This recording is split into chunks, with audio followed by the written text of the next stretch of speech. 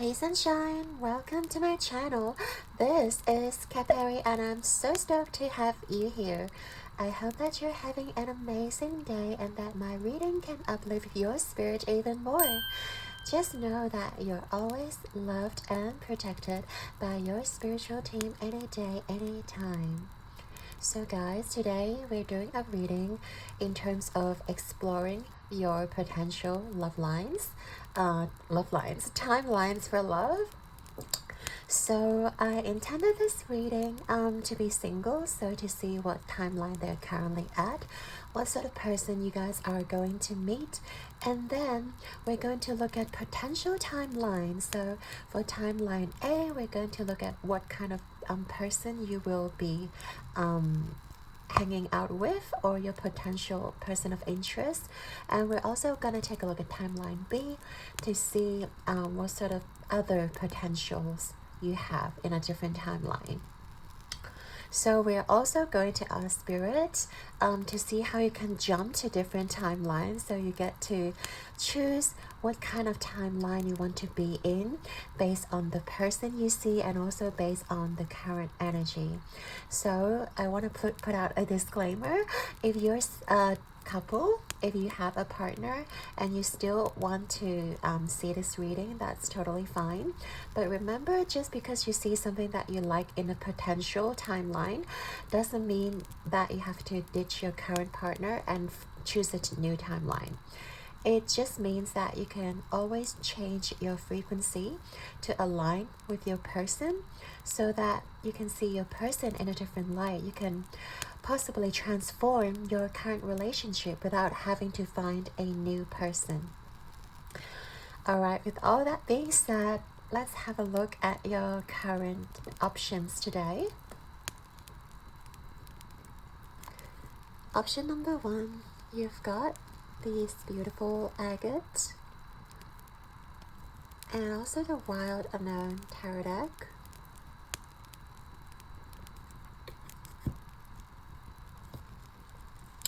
And for pile number 2, you've got this malachite stone and the Universal Celtic tarot deck. And pile number 3, you've got the pink tourmaline and the Pagan Cats tarot deck. Okay. So as always, take all the time you need. Take a deep breath into your heart space to allow your heart to guide you to the right pile. And once you guys are ready, scroll down to the timestamps below and I shall see you guys in your reading. Hey there, pile 1, if you chose this agate crystal and also the Wild Unknown deck, this is going to be your reading, all about your potential timelines for love. I keep wanting to say love lines for some reason. Timelines for love, love lines. And there goes the candle. You might have to relight it.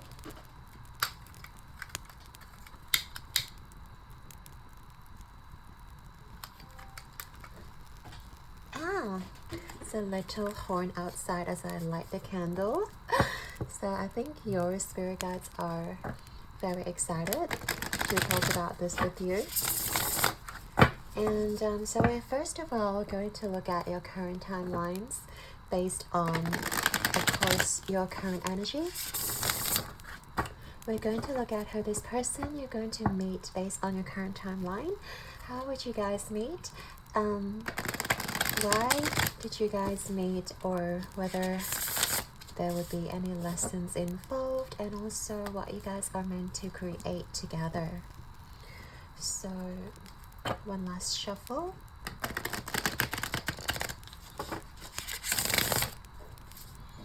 For pile number 1, tell me about the current timeline and this person on the current timeline for love. Who is this love interest based on their current timeline? Tell me about their love interest, Spirit. Oh, that's an interesting one that flopped. It kind of flopped right out, so I'll take it that way because it sort of rolled over just to come out for you guys. Oh, Ace of Wands. So how would you guys meet?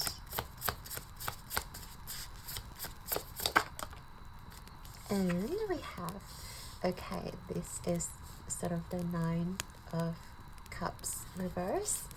And then we're going to look at the lessons, or why do you guys meet?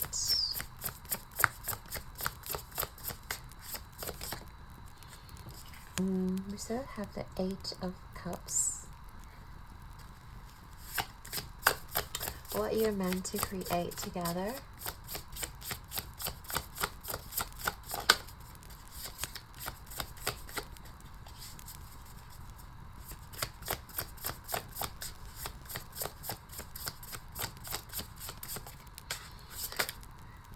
And we have two cards, okay? So we have the High Priestess and the Three of Wands reverse.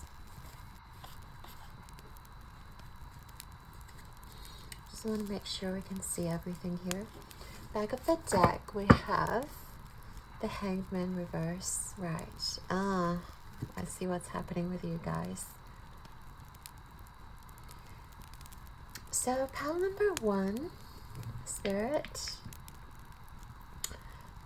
I do want to say some of you guys may feel a little bit in limbo, and you just, I guess in the love department there hasn't been anything going on for a while for most of you if you're single. And also I want to say, like, you guys are perfectly capable of living life on your own, like in your own terms, and like be happily single. It doesn't seem to me that like you guys are desperate for love, or like you guys really want to meet someone significant. But at the same time, it has been like, you know, you've been going to work alone, or like you've been going to, I don't know, watch a movie alone, this kind of energy. And maybe you're in bed kind of like thinking, oh, if there is someone out there for me, like it's going to be so much fun, or like it's going to be a lot nicer. But like you're not actively going on like online dating, or like, I don't know, speed dating, that kind of stuff.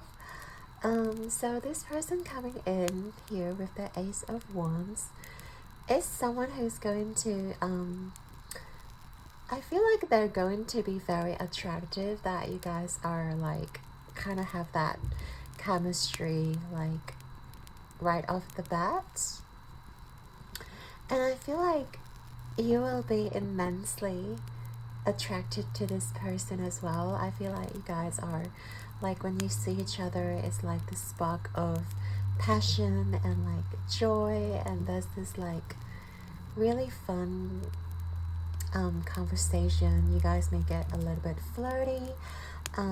There's even like, I don't know, like little friendly bodily touches, like they may put their arms around your shoulder, or like you may put your hand on their chest. Something just very, very passionate about this. I don't know why I'm getting this so vividly, that yeah, it's like this magnetic attraction that both of you like recognize, but like very hard for you to hold back. So this person may be someone who is like also very like successful. They could be very popular. With the Ace of Wands, I feel like they're very passionate. I don't feel like they may be very emotionally available, but from the get-go it is like a very physical connection that you guys are sharing with each other. And there's nothing wrong with that, you know, if you guys are both consent adults and you guys are wanting that and wanting something intimate and physical. And just, you know, because we talked about how you guys may want something with another person, not necessarily like a love connection or like a deep connection, but you guys just sort of want someone to be there for you. I feel like this person is going to make you feel good, going to make you feel like on top of the world, and because they're so attractive as well. And I feel like, yeah, you guys will have a great time together. And also I feel like this person may be sentimental as well, with the flowers growing like off the branch or off the wand. And I feel like they really present themselves as someone who's immaculate, someone who is very put together. I feel like they know how to dress up, they know how to like put nice perfume on, they know how to do their hairstyle, they know how to look good, okay? They know how to like impress people around them, and they know how to use their charm. So this person is going to be someone who is kind of like the whole package. In the first get-go. But obviously there isn't a lot going on emotionally, but doesn't mean that there won't be any when you guys like start to develop a relationship together, or like as you start to, you know, progress.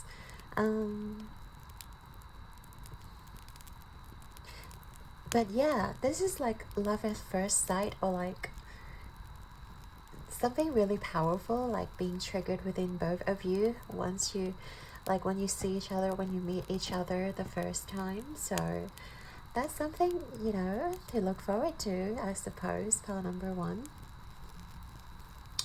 Now, pile, also how, sorry, like, okay, how would you guys meet? I'm getting the sense from the Nine of Cups reverse. I feel like one of you may be going through a breakup when you guys meet.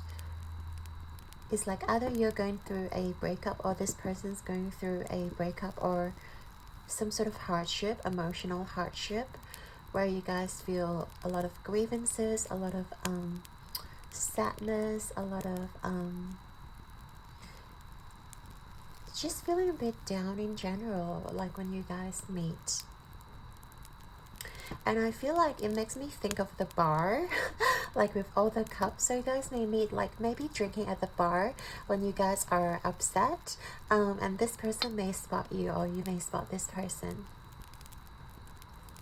And it's definitely at nighttime, and I feel like with all these like cups here, I feel like it's kind of like a social gathering, or you may have like a social event, you know, while you are drinking, or while this person's drinking in the bar or at the restaurant. And you know, all of a sudden there's this familiar glance your way, or like you will find this person's glancing at you, and you guys will like initiate a conversation like with each other. I feel like this is something about like a social gathering, but like drinking and, you know, food being involved. But also there's this like overall mood of like one of you may be sad, or even both of you could be like going through a heartbreak, or going through something that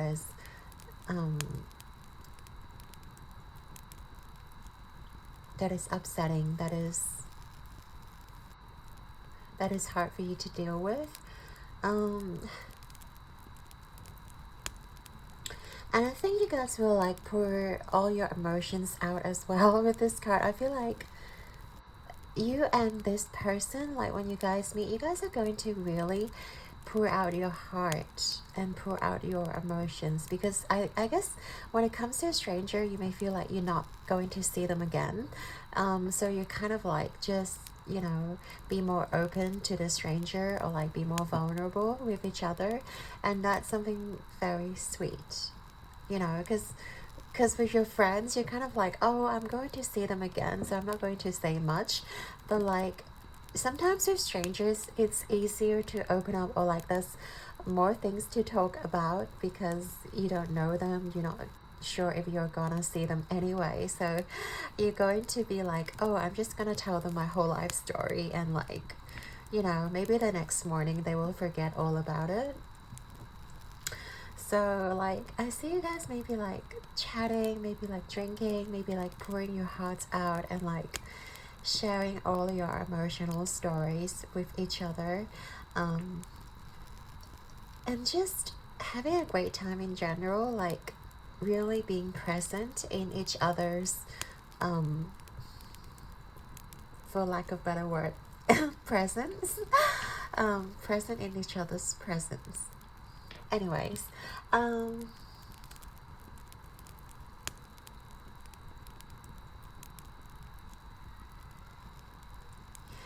yeah, I feel like there will be just a lot of emotional exchange between you two when you guys meet, and that's something that's really nice. And I feel like you guys will trigger a lot within each other as well. Maybe you guys have like very similar experiences when it comes to your past relationships or emotions, and it feels like finding someone who can understand you, or like somebody who knows what you're going through. And I guess that's really reassuring to know that there are other people going through the same kind of thing that you are going through. So yeah, and you guys may bond over it together.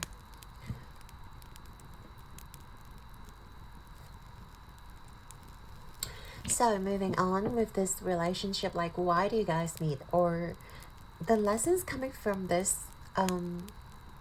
potential love interest is, I think, realizing that you guys may both come from a broken heart place, but it is not your job to mend each other's hearts. Like, you know, we have our own heart and only we have the power to heal ourselves. Like, no one outside of you can do the healing for you. But yes, we can send each other love energy, we can send each other like the attention, but all of this like attention and like love, and even if you guys decide to come together in a connection, it's more so like a band-aid than a real wound healing. It's almost like covering your wounds up, but like maybe you guys go on dates, maybe you guys become like couple together in a connection together, but it doesn't really mend your broken heart. I feel like it is like your job to mend your own broken heart, and it's not someone else's job to do it. And if you guys decide to come together, Spirit is just saying that you still need to do your own healing.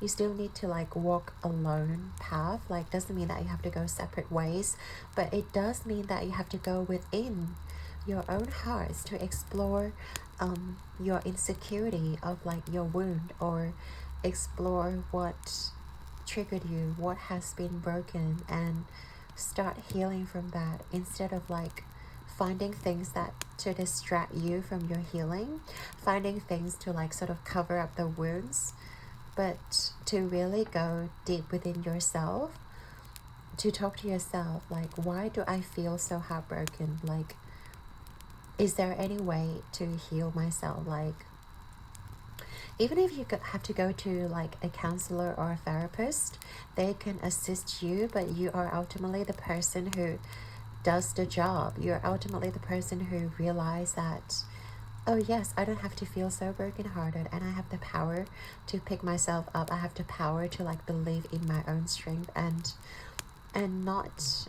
you know, allow others to hurt me, or not allow others to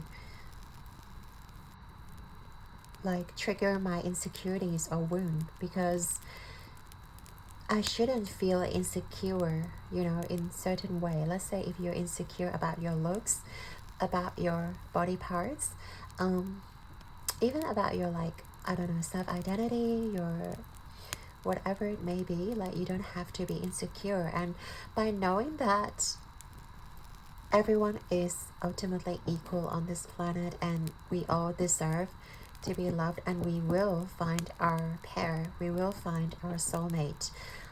you don't have to put yourself down. You don't have to say to yourself that you don't deserve love. Like, you do. Every one of us do. And by you guys acknowledging that, by you guys like knowing that, you don't have to feel insecure. You don't have to like, you know, feel, maybe someone put you down by saying you're emotional. Maybe someone put you down by saying like, oh, your opinions don't matter. Like, it doesn't mean that you really don't matter. It just means that this person doesn't have the headspace, or they're not open to, you know, receive things from people, and they're just plain arrogant, and you don't have to give them any attention. I have a blocked nose, and it's really bad.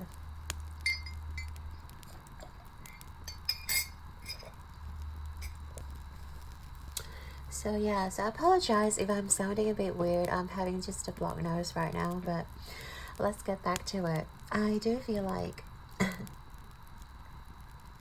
it's very healing for both of you. Like, of course, you guys are there to support each other, but Spirit is also telling you that don't forget to do your own healing.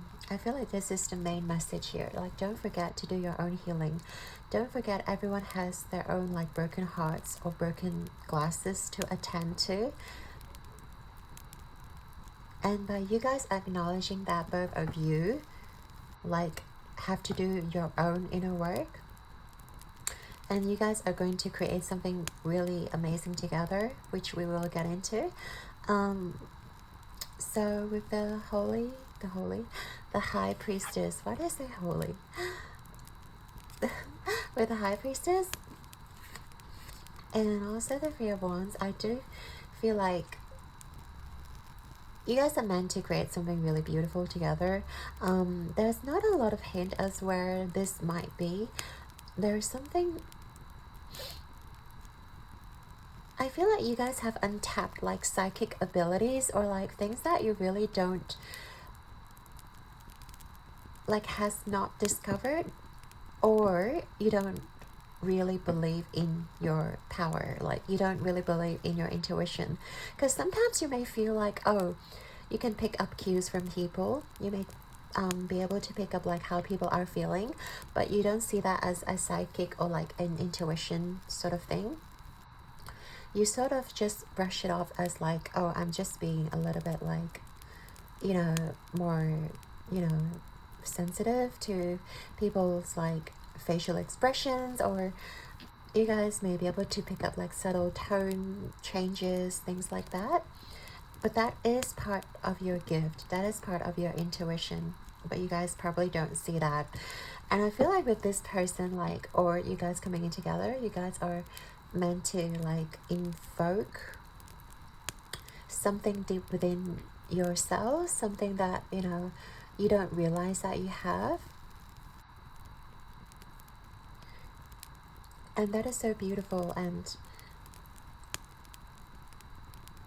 I feel like you don't have to wait for someone to like invoke that within you. Like, even though this is about how you guys are going to like create things together, I feel like it's something about being more open to spirituality, and also I think being more open to just being spontaneous, because I feel like a lot of you guys are like planners or like organizers, and you guys always want to be one step ahead of the game.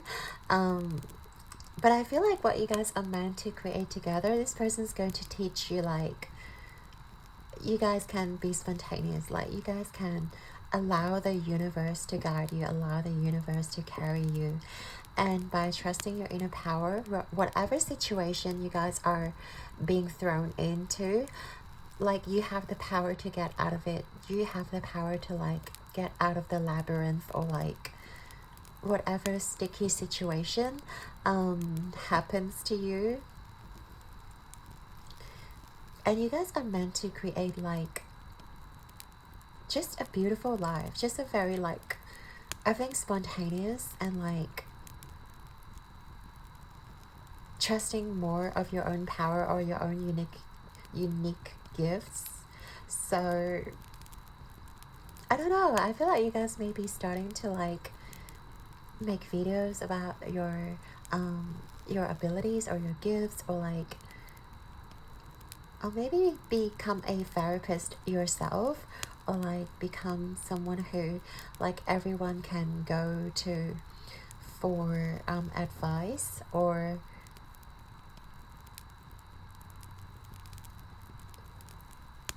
like couples therapy, something to do with emotions. I feel like you guys are like going to be very powerful in terms of like invoking emotions from others, or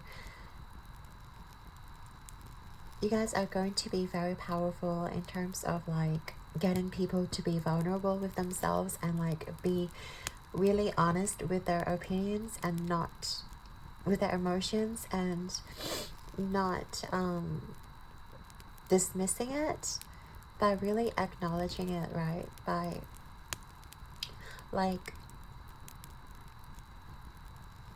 just being very gentle with the people around you. So I do feel like you guys are going to create, I don't know, maybe a business together, or create something that is like very spontaneous, but like allow a lot of people to express their own feelings, or like a safe space almost, you know, like a platform, for example, for people to like talk about their past experiences. You may be I don't know, a leader of a group chat or something, but yeah, it's something that allows a lot of people to share their experiences, to share their stories, and kind of having a safe space for that. And you guys would hold the space like for each other as well, like whether you guys decide to be together or not, choose to be together or not, this is something that is very special between you two. You know, like we talked about how you guys being vulnerable with your opinion, with your emotions, with your like broken heart. I feel like you guys are going to create exactly that, for other people to feel safe to express themselves, and feel safe, and not feel like they're being judged when they express their insecurities, or when they express that they feel inadequate, because we're all humans and we're all meant to feel emotions and feel all kinds of mood swings, and it doesn't make us, you know, a bad person or like emotionally unstable. By you guys being more open, I feel like you guys are more in touch with your emotions. That is why you can identify different types of emotions. That is why you guys are able to control, or able to, you know, understand your inner emotions more. If a person always suppress their emotions, never allow their emotions to see the light of the day, like when emotions arise, like they won't be able to control it, they won't be able to know what's going on. But only by you guys being so vulnerable, being like so open to talk about it,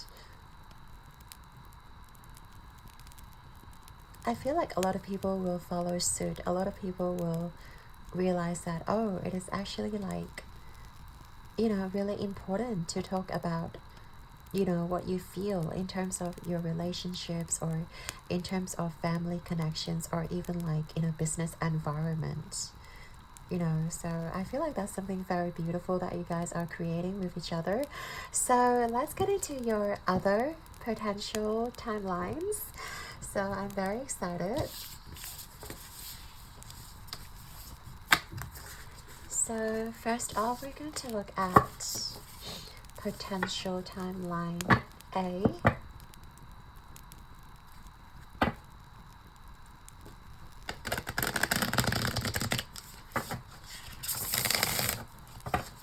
So first of all, we're going to look at your potential timeline A, and who else are my pile number one going to meet? Who's this person that they're going to meet if they jump into timeline A? And also what they will create together. And we're going to get one more card in terms of what you need to change to get there and to shift into this timeline. So let's get into it. So for timeline A, Spirit, who's this person?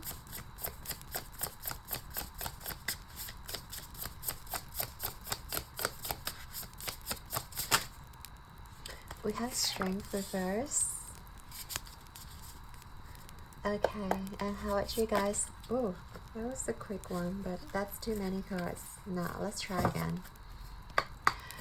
How would you guys meet your timeline B person? Oh my god, timeline A, I said. Okay, we have the Father of Cups, and we also have the Eight of Pentacles. So, lessons coming from this person A. I'm just gonna call them person A.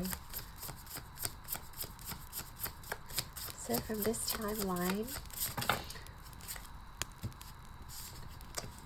I feel like this person's very eager to speak to you because we have a lot of cards jumping out from this person, from this timeline. So the lessons behind, and why do you guys meet? We have the Nine of Swords, interesting. And also what you guys are meant to create together.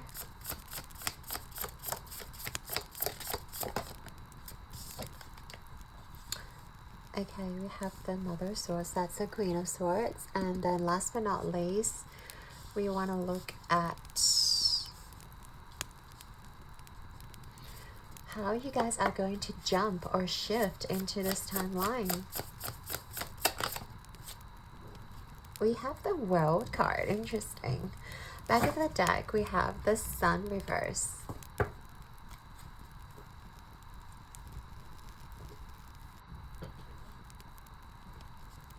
We can see everything, right? Cool. So for timeline A, this person, I feel like they are like a very strong warrior at heart. I do feel like this person is strong, like at the bottom of the heart, but at the same time they feel very gentle. Like, you know, with this lion carrying a thorn of like rose, I feel like they're just very sweet and gentle as a person, but also they have so much like inner strength, and I feel like a lot of people don't see that side of them. It's almost like people just see their superficial side. People just see that they're a good-natured person, but like when you really cross this person, like you don't want to see that side of them. Like they're gonna like lash out. They're going to like make sure you suffer 10 times. Like they're going to make sure you feel the wrath. Like they're going to really make you suffer. But I feel like they do that to protect their loved ones. Like, they don't usually show that side of themselves. Because as I said, this person's usually very gentle. And also, they may have, like, Leo placements, Leo energy in their chart. Yeah, we have the Sun as well. So the Sun and Strength, they also, like, they're both indicating Leo. So this person may be a Leo. But also, I feel like again, they don't really show a lot of themselves. Like, I generally feel like they try to be as nice to everyone as possible, but sometimes there may be incidents where people really cross their boundaries or like really make them furious. But yeah, I just feel like they are going to make sure you know who they are when you cross them. And also like, they're generally positive people. Leos are usually very positive, very bright. We have the sun. Like, I do feel like this person's very optimistic and bright.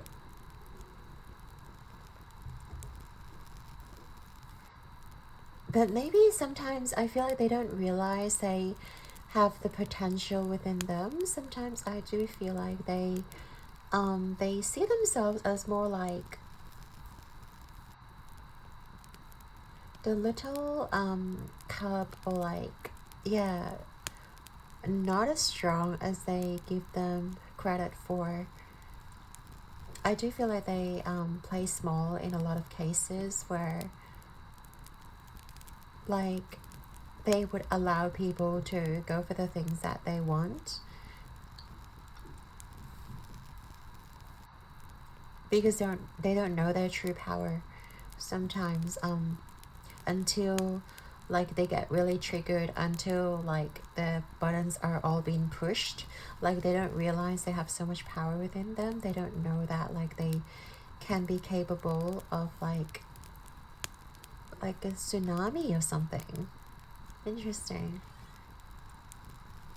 Like, tsunamis can really take out all, like, a whole town, you know, within minutes. Or like, you know, natural disasters can uproot a lot of buildings. And like, imagine tsunami is basically just water. Like, water can be so gentle, right? They can be, you know, like, people use water for drinks, for showering. But imagine if that amount of water being put together into a tsunami, like, that power is so significant. And they don't see that in themselves. Like, they're basically just water droplets. But imagine once they summon their own inner power, it will be like the power of tsunami, and they will like wreak havoc, like, in many cases. This is a very interesting individual, like, in this timeline. Pile number one. I love that. But I do feel like most of the time they're very gentle. They want to come across as someone who's like sentimental, gentle, nurturing, and easygoing and kind. They don't really show off as someone who is like, you know, powerful, or like, they don't want to be, I guess, superior than other people, even though they can be. Or they may well be someone who's like successful, but they still are very humble. And they are so approachable, and you don't see this person as someone who's like higher up, or like, you know, imagine if this is like your manager or like your boss, and they are just someone who's so caring, and like basically like your family member, or basically like someone who's just look after you, and so considerate and caring, and they apologize when they do wrong things, or they won't be afraid to apologize when they're in the wrong, when they make mistakes, and they understand that like humans make mistakes, and they really own up to it. I love that energy. So how would you guys meet? This is interesting. We have the Father of Cups, King of Cups reverse, and we also have this is the Eight of Pentacles, right? Like, I get really strong like working vibes, so I really do feel like this person you're going to meet is like someone from your workplace, someone who's quite a workaholic. They may stay back a lot. As we spoke before, they may be like your boss, or like your manager, or like a co-worker, but who's like a senior position than you are. And they're just constantly like at work. They're constantly like, they're always at work. They're always like putting out the effort, and they want to make sure that everything's perfect before they go. And I feel like they can be emotionally available, unavailable, sorry.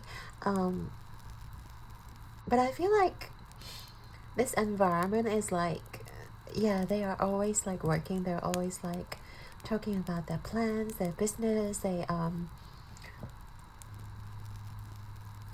I feel like we talked about how they don't feel the power within them.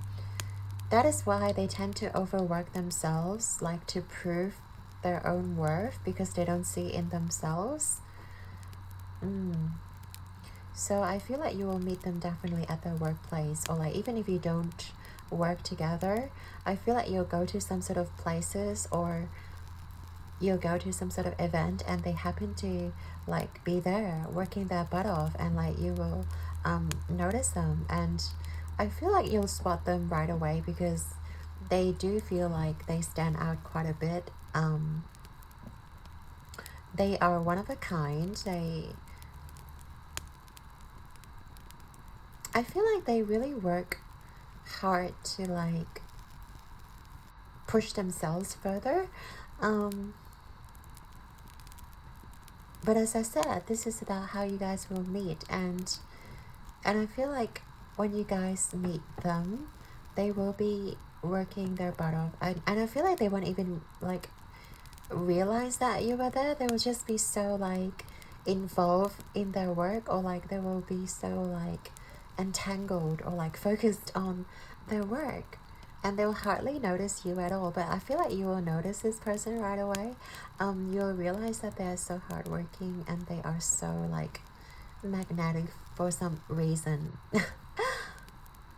That's really sweet. And I feel like you guys will just admire them, like admire their spirit, and admire like how serious they are when they're at work. And I feel like maybe you kind of get a chance to like speak to them after work, or like speak to them during work. But I don't feel like they will share a lot of themselves with you because they're so like in touch with their work, and in touch with like just wanting to, you know, be viewed as someone who is successful based on their financial success. That's really cool. But why do you guys meet? And also we look at the lessons about this is a scary card, but rest assured it is like a temporary card. Usually Nine of Swords is like the nightmare, and it's the anxiety, and it's almost like things that are going on in our head. It's not necessarily like a reflection of reality. So I feel like the lessons here is really that you guys may overanalyze the situation, or you guys may overanalyze maybe this person's not like interested in me because they're always like at work, or they're always like, you know, involved in work and working so hard, and like work. It's all about work. And it really kind of, yeah, gives me the sense that you guys may be overthinking, or like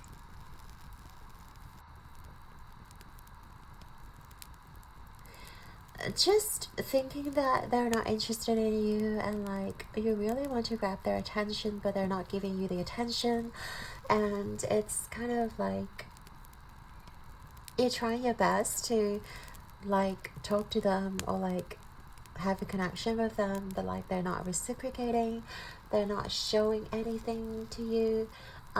It's kind of like frustrating at the same time, as the anxiety hits you.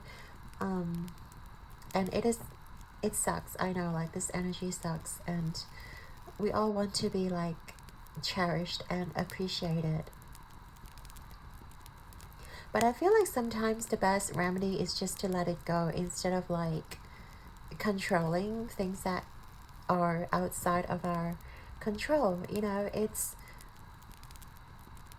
very imperative that you know that if things are meant to be for you, like they will not pass you by. And the fact that there are so many different timelines for you, like even if you jump into this timeline, like you still have other options available. Like you don't have to stress, oh, like I must do something in order to have a connection with this person. Like it is not your job to do all the work, and it is not your responsibility to like pull all the weights in a connection.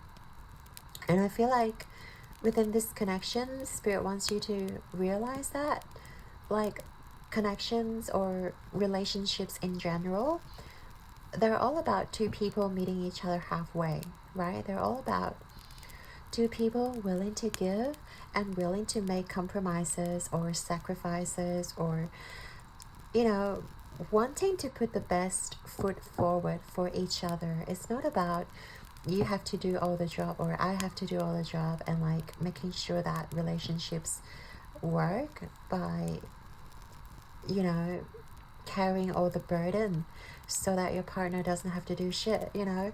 It's about it's about learning to let go of the weight sometimes and not carry so much weight on your back, and just allow things to unfold. And if they are equally willing to pursue this, they will step towards you, they will carry the weight with you, and you don't have to overthink, and you don't have to like brainstorm like and extravagant encounter, or like, you know, make sure you guys bump into each other again, and like you say all the right things, and, you know, say the funniest joke.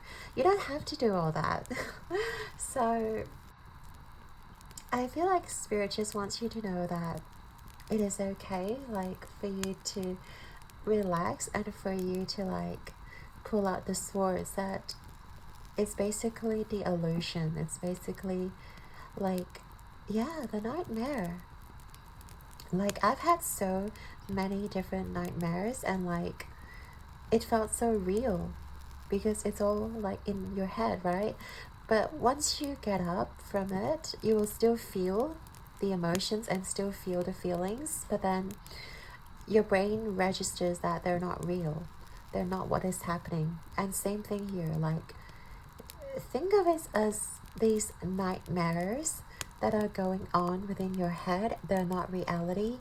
So what if they're not interested in you? So what if like they're just focused on work? Like you still have yourself, and you still have a lot of other options like to connect to. And it doesn't like, a connection should not define you as who you are as a person. It doesn't mean that you're not attractive or you're not worthy of love. It just means that there is someone out there like who are going to be genuine, who are going to be there for you, and who are going to like put in the work in the same amount as you do. So let's get into what you guys are meant to create together. So it's very funny.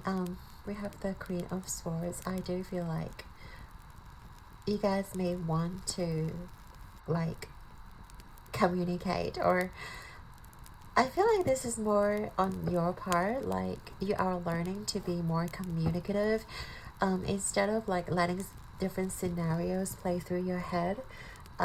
You're being more upfront about your emotions, about what you want in relationship. And I feel like this is like your own self journey, like your own self-development, rather than both of you coming together. But potentially like you guys can, you know, both be in the same energy, and you guys can, I feel like,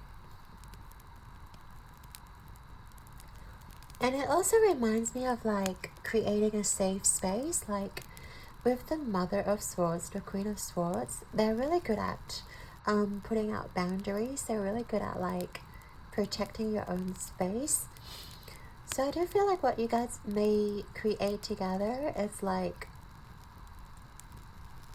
you guys create a very healthy relationship where you guys are both very safe to voice your opinions, where you guys are safe to safe to be critical of each other without hurting each other's feelings. I feel like that's something that you guys are both learning as well.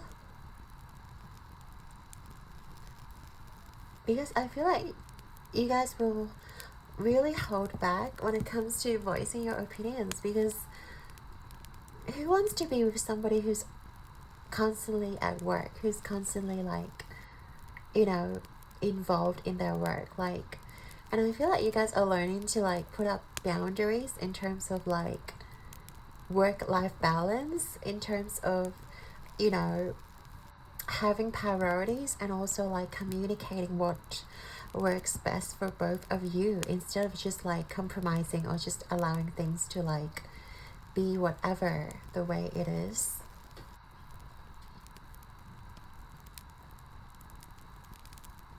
So I do feel like there's more like strong sense of communication going on here that you guys are meant to create together, like in an environment where you guys are both open and free to communicate your thoughts and communicate your schedule and on what works best for both of you. I feel like this is very private. I don't feel like you guys are going to involve a lot of people in your connection. Yeah, this is something that's just between the two of you. Like, you guys are meant to create something that is like so private, so sacred, but also like it works really well for both of you, and it is such a good harmony. It's such a good balance.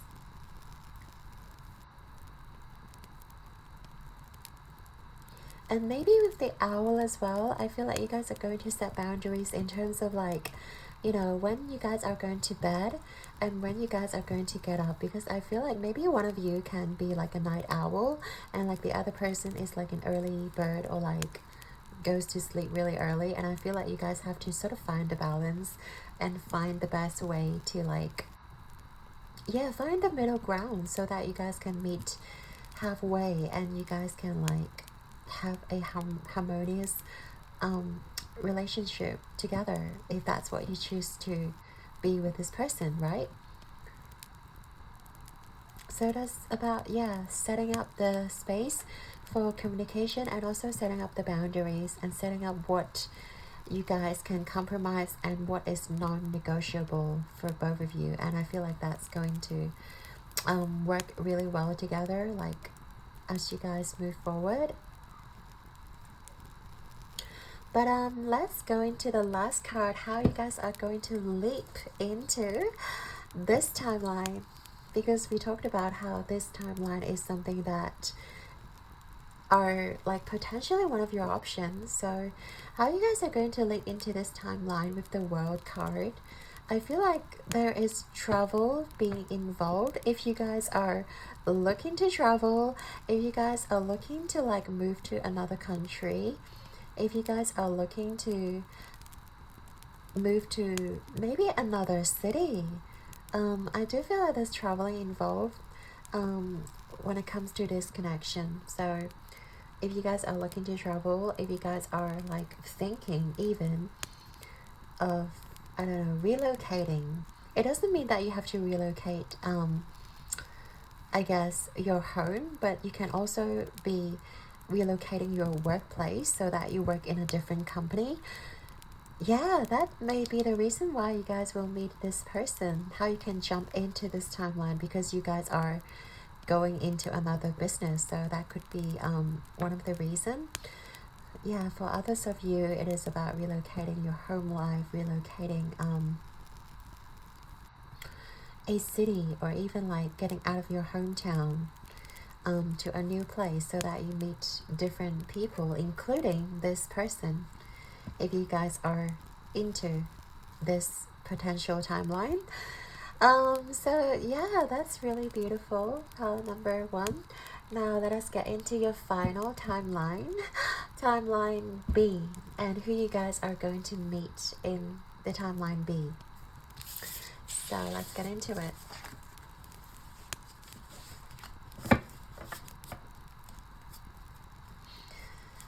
I feel like this is the first kind of reading that I'm doing this different timelines. I don't know if this is going to work out well, but let me know in the comments what you think about this kind of reading. Like, is it confusing to you, or like, does it make sense having different timelines that you can choose from? And last but not least, we're going to look at pile number one's timeline B, or their other potential timeline. So let's see who you guys are going to meet in timeline B. Who's this person? Okay, we have, this is the 9 of Pentacles. Very beautiful. Reversed, yep. And how would you guys meet this person in this timeline? How are you guys going to meet this person?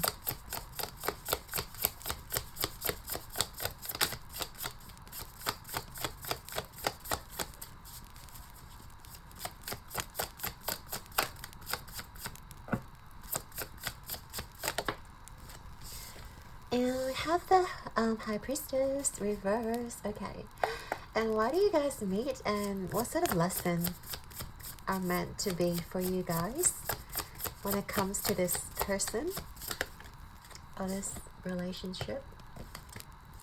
We have the 2 of Wands.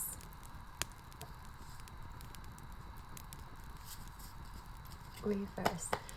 And what you guys are meant to create together with this person in timeline B?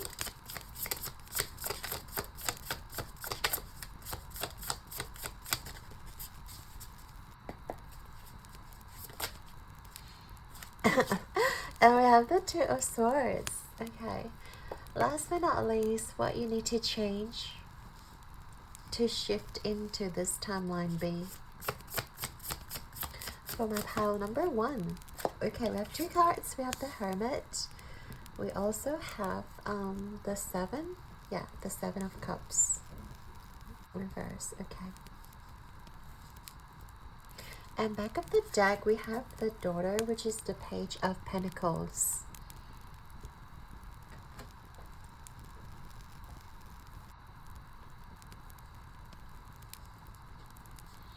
Okay, now let's get into it. So for pile number 1, timeline B. Okay, so for this person, for pile number 1, I feel like this person is someone who can be like financially successful and stable, even with the 9 of Pentacles like reverse. I get a sense that this person might be a little bit on the stingy side, or they're not as generous as like an upright 9 of Pentacles. Because usually with the 9 of Pentacles, traditionally, it's like this person, you know, having all this abundance, but they're still willing to share. And I feel like in this card particularly, like, I feel like they're very protective with their financial abundance. I don't see them as the kind of person who likes to share, who likes to like be philanthropic or being generous with their abundance. I mean, they maybe work really hard for their financial abundance, but they're not the kind of person who's willing to share, who's willing to like, you know, give others some of their abundance. Which is fair, because it's ultimately their own, like, you know, financial abundance, right? They're not obligated to share with anybody. At the same time, I feel like I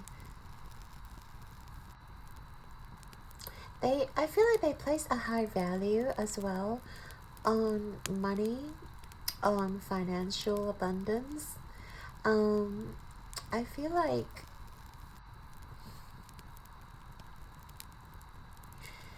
because we have the Daughter of Pentacles, I feel like they come from nothing, or like at the very least they had to work really hard to get to this place. So I do feel like that's why they're very protective of their money. That's why they're very protective of their own success, and they don't want anyone to just come in and meddle with their finances.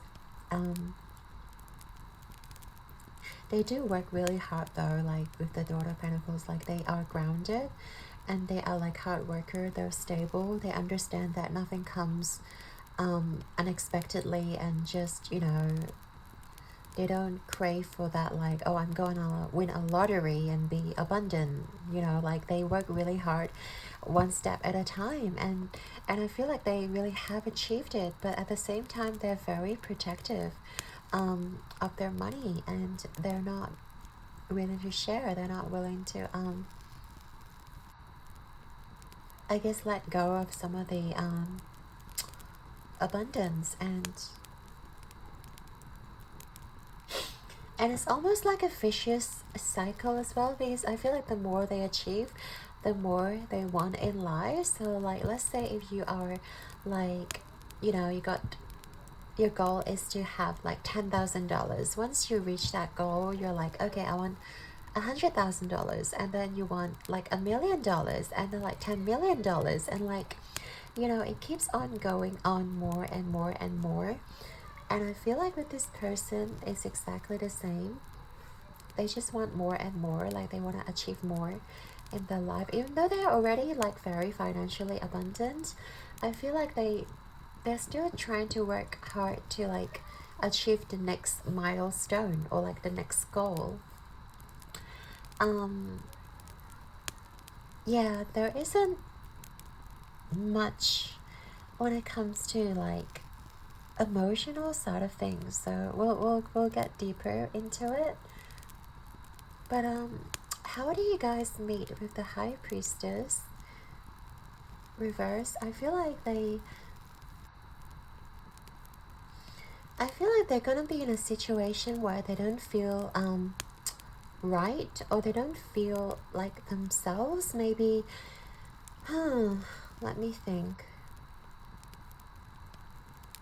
Maybe it's like their friends or like their group drag them off to some sort of a game, or like some sort of football game, or some sort of concert, and they don't really feel like they vibe with it, but then that's how you guys meet. Or like, yeah, because I feel like if they're very financially successful, they wouldn't vibe with things that are like, you know, maybe they're going to, I don't know, a very local downtown kind of like a small cafe instead of all the 5-star hotels they used to go to. And like, I feel like that's how you guys will meet each other.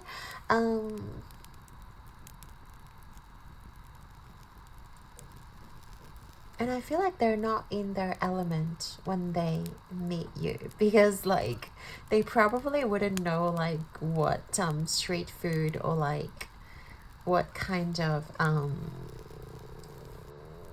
don't know, random, like what normal people would eat, because I feel like they would always like be very pampered, or like they would order like very high-end gourmet food, and like really amazing meals by Michelin chefs in like, you know, some high-end restaurant. And I feel like their friend or like their group will drag them to like a random place, and you guys will meet over there, and they will feel very awkward. They wouldn't even know like what kind of food they're eating, or like they will ask really stupid questions like, you know, am I supposed to get my own water, or like yeah, just things like that. I feel like they will feel very awkward. They will feel like, what is going on here? Like, this doesn't feel right. But then you guys will like notice them, because they really don't mesh with their environment. They really like are very awkward.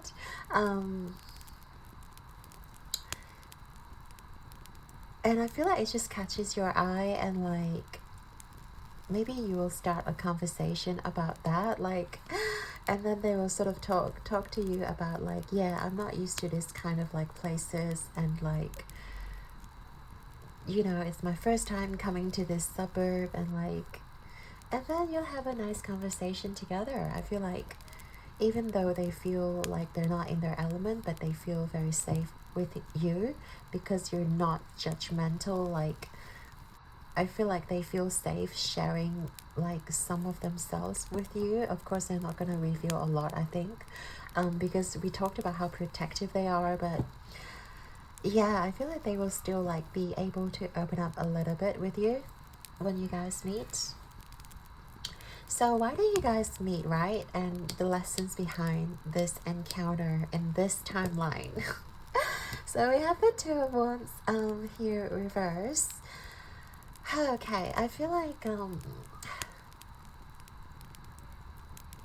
it sort of shifts the perspective of this person. It's more so of this person than you. I feel like in terms of the lesson, I feel like with this person, they never would imagine like going down a path with someone out of their league, or well, I can't say that because you guys may be financially abundant as well, but I just feel like they never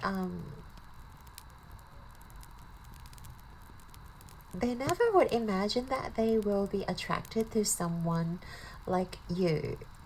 And I feel like it's a major lesson. Like, you feel different, you feel like authentic, and things that just, you're not superficial. I feel like even though you may be financially abundant, you're a person who is very in touch with your authentic self.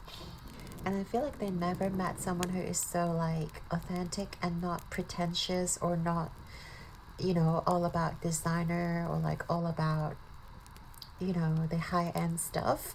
And I feel like you make this person feel very grounded.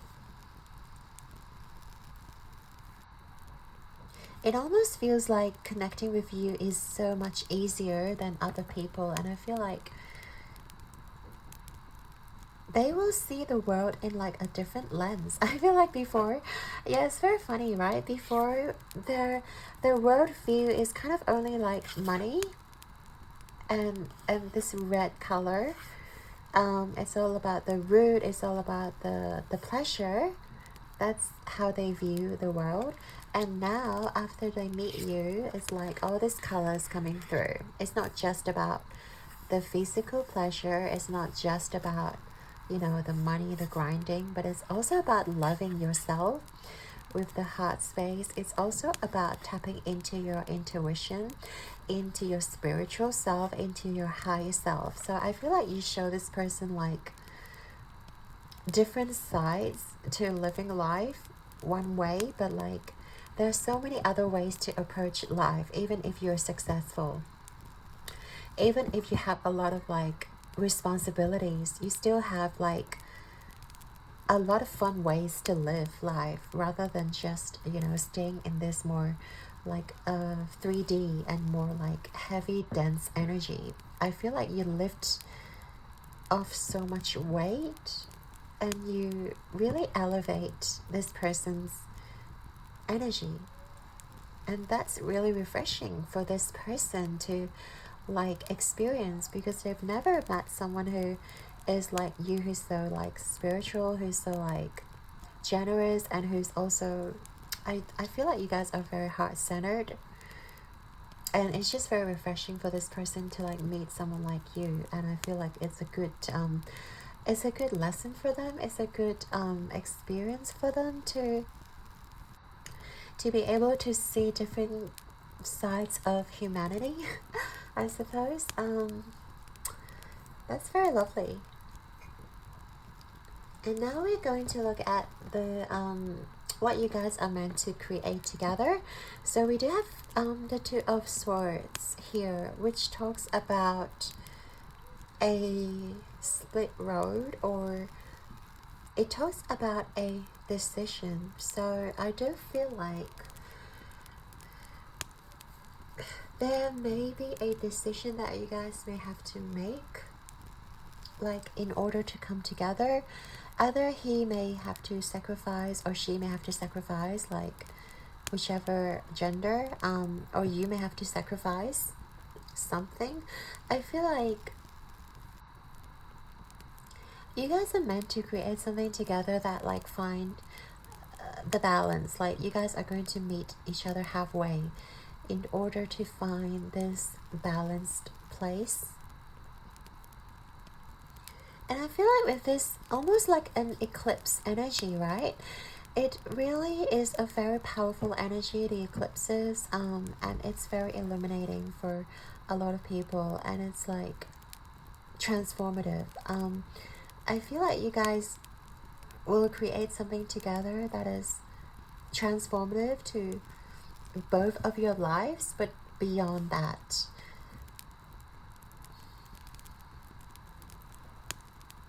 It's probably like the way that you live your life, or it's yeah, you may be like bringing a lot of hopes in a lot of people's lives, where you guys are giving out tips or like advices where you will help a lot of people grow financially. I feel like something you guys are going to create together that's transformative, like it's going to bring a lot of hope, a lot of light, a lot of like restore a lot of faith into a lot of people's life, that they can be successful too, that they can be just as, you know, abundant as you guys are. And I feel like that's just very beautiful. Like you guys are going to bring so much light and so much like almost uplifts everybody that you touch, and allow them to see like a different way forward. Like things don't have to be so rigid, because yeah, Two of Swords is all about like the diversity and like different pathways ahead, and not seeing things so one-sided. So I do feel like you guys are meant to like show like a different pathway ahead for a lot of people, that you know things can change, that like everyone has the capability to change their own circumstances, and by changing their vibration, by changing like the way they do stuff, by changing like even their perspective in life, I feel like you guys are going to be so enlightening to a lot of people, that a lot of people will look up to you. That's really wonderful. So let's have a look now at what you guys need to change to get to this timeline. If you love this timeline to shift, we have the Hermit and also the Seven of Cups reverse. I do feel like if you guys want to live this timeline, it's all about going within and like also not be so distracted in life. Because I feel like some of you guys may be like unsure of what to do right now, or like just be carried away by all these like options that, you know, presenting themselves to you, and you guys are kind of like, oh, so what should I do? And like you guys may be, you know, going all around and like trying different opportunities, or like going to meet different people. I feel like, yeah, in order to shift to this timeline, I feel like you have to find your own cup. You have to find what really ticks your boxes, that really sparks your own joy, like something that something that makes your heart sing, like something that is, you know, uniquely you. And by going into the hermit mode, it doesn't necessarily mean that you have to go on like a spiritual retreat or like be away from everybody, but I do feel like Spirit is encouraging you to like look within yourself, like, and look at the light that you carry within yourself, and like focus on that light. Focus on what you want to bring to the table, or bring to humanity, to this world. And I feel like once you figure that out, once you figure out what to do, once you figure out what you want to bring to this world, I feel like you will align to this timeline to meet this person. So for example, if you really want to like, you know, show yourself like by becoming a energetic healer, or being a spiritual teacher, or like if you guys just want to, you know, become like a psychologist, or even becoming a doctor, becoming a lawyer, becoming like a bodybuilder, whatever like sparks you the most joy and really speaks to you in your heart space, I feel like that is something that you guys are being encouraged to pursue if you want to step into this timeline to meet this person. So yeah, that's really beautiful. Is there anything else, Spirit? And I love how when this card is being reversed, like all the cups are upside down and this cup is being upright and it's almost being illuminated by the sun here. So I do feel like you have to follow what makes you the happiest, because the sun talks about the joy, the positivity, and what really makes your heart sing, we talked about. So what really speaks to your heart? Like all the other cups are just illusions, are just meant to be distractions, because your heart knows exactly where you want to go, and it is something that brings you the most joy, that brings you the most happiness, that brings like the best smile onto your face, and you know what it is, pile number one.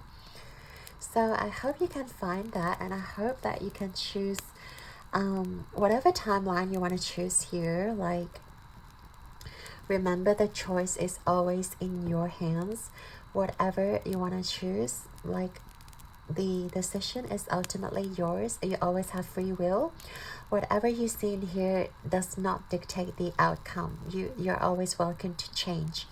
Even if you're halfway into your timeline, and if you realize that this isn't what you want your life turn out to be, you're always welcome to change. You're always welcome to hop into a different one until you find the desired outcome for you. So pile number one, I really enjoyed your reading. All the best to you guys. I'd like to thank you and your guides and angels for being here with us today, and I hope that you have enjoyed your reading. Your likes and subscribes mean the absolute world to me, and I'm sending you all my love and light. Keep rocking the world like a star, and I believe in you guys. I really hope you like this style of reading. Let me know in the comments below. So until next time, I'll see you in the next one. Ciao! Hey there, Paladin.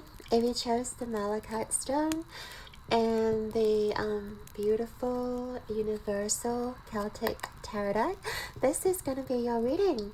So today we're going to explore your potential timelines for love. So we're going to look at your current timeline. Oh, here goes the candle. Excuse me. I cannot believe this keeps happening. But we're going to look at your potential, your current timeline, who you are going to be dealing with. Why do you guys come together, and what you guys are meant to create with this person. And we're also going to look at your potential timeline. So we're going to at least look at 2 timelines. So timeline A and timeline B, and we're also going to look at who you are going to meet in those timelines, and what you can do to shift yourself into those timelines. So always remember, we have free will. If you don't like the person that is being described here, you're also free to switch into an alternate timeline. And yeah, there are definitely more than like one potential love interest for you. So let's have a look first of all for pile number 2's current timeline. Who is this person? Who are they going to be dealing with in their current timeline?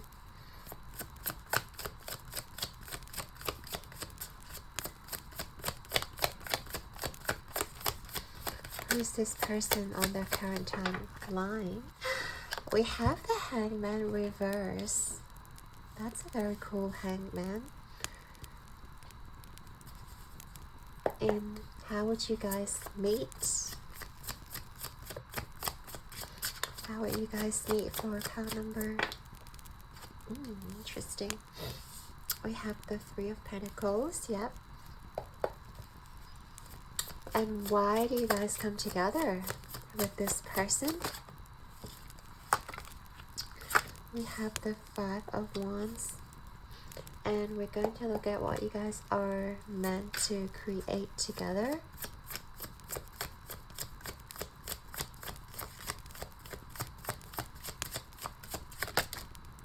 And we have two cards. So, Page of Cups and Ten of Pentacles reverse. Okay.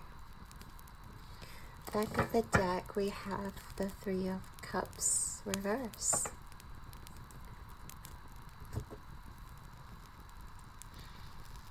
Okay, so first of all, we're going to take a look at this person on your current timeline. You can see everything. Great.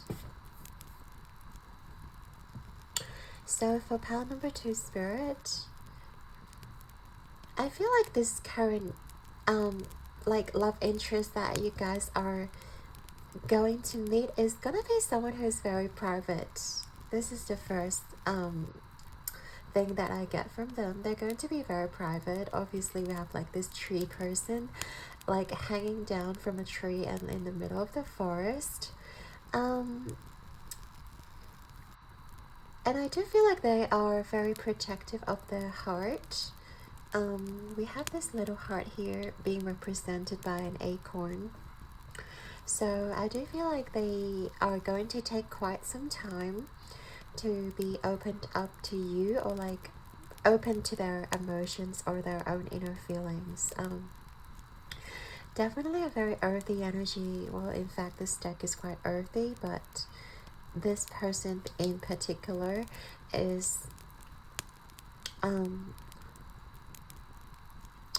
I feel like they have a lot of stories. I don't know why. They have a lot of experience in life. It gives me like this very wise, like sage kind of vibe. They could also be an old soul. That is why like they have so much knowledge or experiences and, you know, tales to tell you like under their belt. I feel like they are very well versed. They are they have met a lot of people in their life, and they are sort of very mature in that sense. But at the same time, if it refers, I feel like they are quite scared to step out of their comfort zone. They would be I feel like they would be either in nature a lot, or they would be just at home space. I don't see this person like going out to parties, going out for drinks, or even hanging out with friends or co-workers. I feel like this person is just going to spend a lot of time either alone at home, or either they will spend time in nature, going on road trips. But I do feel like they're very satisfied with where they are at. They are very simple, and they yeah, really enjoy life as it is. They're very present with their surroundings. They are not like, oh, I have to achieve X amount of goals before like I retire, or like, you know, they're not very aggressive or competitive in that sense. I just feel like they're just gonna be very easygoing. They are somebody who is just like chill and relaxed. And they might have a little pet as well, like themselves. They may have more than one pet. In fact, they have like this affinity to animals. They really love animals. They really love their environment. And they just love being in nature, or love that what Mother Nature has to offer. Like, very appreciative of what they own, what they have, and their surroundings. It's a very beautiful person, pile number 2. I also get the sense that they may not put a lot of effort in their like looks. They may be like, they may dress casually. For most of the time, they would just maybe rock like, I don't know, a t-shirt and jeans, or like not bothered doing their hair, or you know, things that like, they're not going to wear anything that makes them stand out. They're just going to like go the simple path and like, oh, I'm just going to wear like whatever makes me the most comfortable and whatever makes me the most authentic. So they're not here to impress anybody but themselves.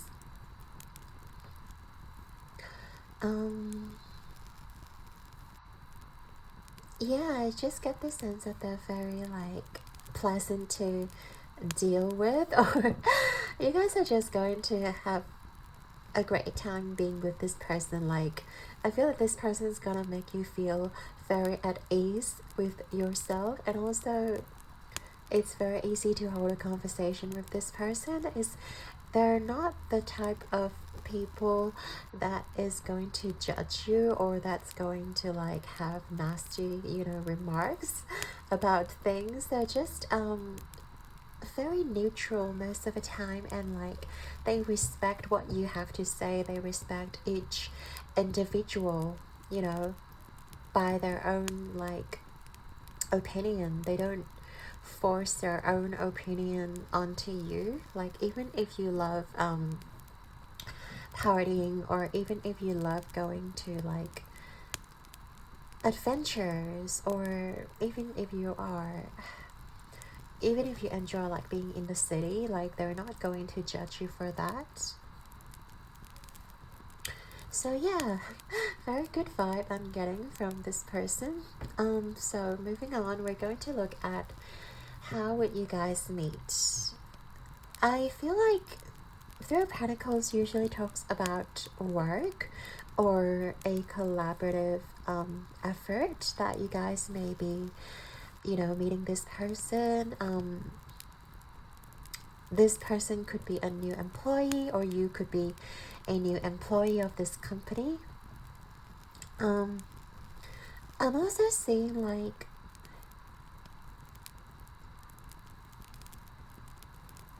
yeah, there's this like manifestation, or like, either you have been doing a lot of manifestation, or they could be doing a lot of manifestation, that they want to meet a special person. Like, they want to meet someone who is able to, you know, either hold a conversation, or someone who knows what they are going through. But yeah, this could also talk about like a party, or like an event. In fact, we have, it's sort of like a Colosseum, or I don't know, it's a place where a lot of people like congregate, right? So I do feel like there might be an event that you guys are invited to go to, or they are invited to go to, and you guys are going to meet there in person, or you guys are going to meet on the way, because it's not like you guys are not there yet at the venue, but like on the way there. Or it's very interesting, and I'm gonna see something special about you. It's like you guys are able to hold yourself, or yeah, something about you guys holding your ground, something about you guys like exerting like either your confidence, your assertiveness, your power. You know, maybe someone was trying to like take your parking spot, and then you guys are like not afraid to stand up for yourself, and then this person kind of sees that side of you, and they will be very attracted to you. Very interesting. Or like you're trying to return something and then like this person is rejecting your return, and then you're like, no, this product is faulty, like you have to give me the return, I've got all the proof of purchase here. And you know, you guys are not afraid to stand your ground and like make a point and be assertive. And I feel like this person's going to love that side of you.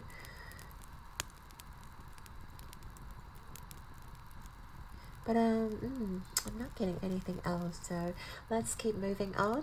So why do you guys meet? With the Five of Wands here, I do feel like there is some sort of battle or like some sort of competition where I feel like you guys are meant to deal with either. It could talk about your inner demons, because Five of Wands, sometimes for me it talks about inner conflict. So maybe this person has a lot of inner demons, or that talks themselves out of things, or you may have the same problem. You may have inner demons that kind of talks you out of things that you deserve or that you really desire. And by you guys like meeting together or like supporting each other, I feel like you are going to help this person fight their inner demon, fight their inner voice, and they will help you do the same. They will help you to be more sure of your power, because we talk about how much they admire your power, your inner strength. And I feel like you guys are just supporting each other in terms of your personal growth, in terms of how like maybe you really dislike acknowledging your emotions, or like there's something that is like a barrier in your mind, and this person will help to like disassemble that like a wrecking ball. Yeah. And you guys are probably going to do the same for this person, like breaking down their wall, or like allowing them to be more true to their emotions and be true to like whatever that negative voice is behind their mind. I feel like you're here to eliminate that. You're here to tell them that it is not real, and you can trust yourself, and you can like have the full control of your life, instead of what was I trying to say? Instead of taking that voice as their own, like I feel like you are encouraging them to face their battle and to say no to whatever negative thought that is like going on in their mind. And of course this could also talk about like external conflict that you guys may be dealing with. There may be a time where like, because we talked about like business or company or like a work scenario, so this could be like a difficult to deal with client or situation where you guys are just supporting each other to fight through the battle, or trying to negotiate the fairest deal for both of you. And I just feel like you guys like work harmoniously together. Like you guys know your strengths and your weaknesses, and they know their strengths and weaknesses, and together it does feel like you guys are unstoppable, or you guys are very powerful couple together, and able to fight off whatever is like in your way, whatever is trying to stop you guys. Yeah, even like your own inner demons. I feel like you guys have the power, because I feel like this person is quite spiritual as well, so you guys have the power to like go within, or like to fight off, for to defend each other in that regard, to like, because as humans we always have that like, I guess, niggling a voice that talks us down all the time. So I do feel like you guys are just like reminding each other of like how good they are, and like how worthy they are, and just like such a beautiful person they are, you know. And sometimes we need that. Sometimes we, because life throw us to the deepest ends of water, and it is nice to have somebody who reminds you like of who you truly are, like they admire your soul, like no matter your situation. Oh my gosh, I'm going to cry, but like you guys are going to love each other through your worst, you know, like it's not going, because a lot of couples, they stick around for like the best times, for the fun times, but they don't stick together when things get tough. But I feel like you two are going to stick through each other through thick and thin, and just like whatever challenge you guys are going through, like it's going to work out because both of you are willing to put in the work, and you will not hesitate to defend each other. So wow, that's such beautiful energy, Spirit.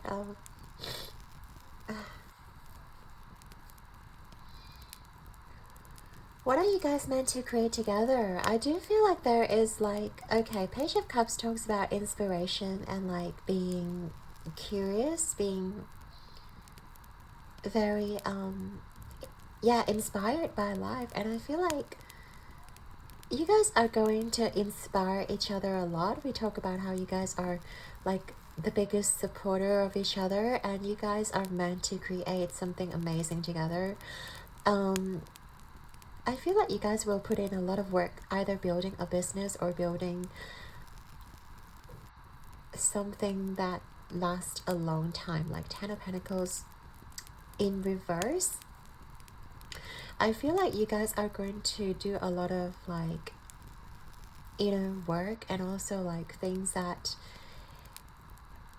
I feel like people will find out like, I don't know, 10 years later or like decades later, where like, oh, pal number 2 like actually did such a great job uncovering this thing, or like trying to, I feel like you guys are trying to build something of your own for humanity, or like for the people around you, but like it's not going to go viral, or it's not going to be appreciated until like years later.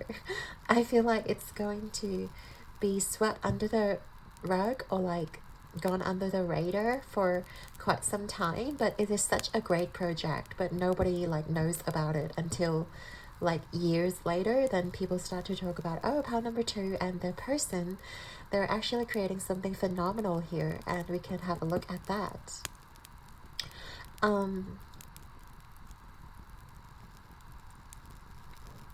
And also because I feel like the Page of Cups talks about a fresh like perspective, and people may disregard your idea or whatever like you guys are trying to create as something that is nonsense, or like, you know, they cannot imagine this kind of thing. But like, imagine all the technologies today, you know, like 10 years back or like 20 years back, like there was no internet, there was no like YouTube, there was no social media platform, but like nowadays everything is just going to be so accessible and like so easy for us to use. And I feel like you guys have some great idea that you guys want to put into use or want to manifest, but I feel like a lot of people would just kind of think it's outrageous, it's not going to work, like don't even think about it. But like someday it will come true. Someday, with the advancing of technologies, I feel like whatever ideas you guys have, never discount your ideas as too outrageous, or like too out there, or like unreachable or unimaginable, because there is no limit to what we can achieve. So I feel like even if people don't appreciate that, even if people don't see that being like developed, I feel like never give up on hope, never give up on working towards the project. And I feel like someday, like years later, people will find out the blueprint, or like this theory of your ideas, and it can actually work. It can actually be put into practice. And I feel like you guys are going to be so like one of the pioneers, in fact, of this thing that is going to emerge years later. So yeah, don't give up, pile number 2. And I feel like this is something that is very refreshing for a lot of people, and it's going to make a lot of people's life easier. Whatever like thoughts you have, like hold that thought, like hold, you know, your vision, because by thinking about it, by putting effort and energies into it, it will manifest. But it may not manifest right away, but it doesn't mean that it will not. It's just going to take time for the humanity, or for the timeline to catch up, for like everyone to agree upon this thing that you guys are trying to bring forward. So I really like this part. And also I'm going to briefly talk about the 3 of Cups here in reverse. I feel like this represents your current energy, and I feel like you guys are working really hard right now. So one thing I feel like your potential love interest want to tell you is like, go to have a little bit of fun, and make sure you are pampering yourself, pile number 2, because I feel like there may be a lot of obligations that you guys may be like dealing with, or you have a lot of responsibility. You guys are working a lot, studying a lot, and you guys haven't had time to really catch up on your sleep or catch up on your self-care routine. And I feel like your person wants to remind you that you are worthy of like love and care and nurturing, even though like there may not be any person who's showing you that. Don't forget to show yourself love, and don't forget to have fun with life, because life is just an experience, and we are put here to have fun. We're put here to like relax and chill, and not like fight our way to the end, or you know, just being dead serious with everything. So I feel like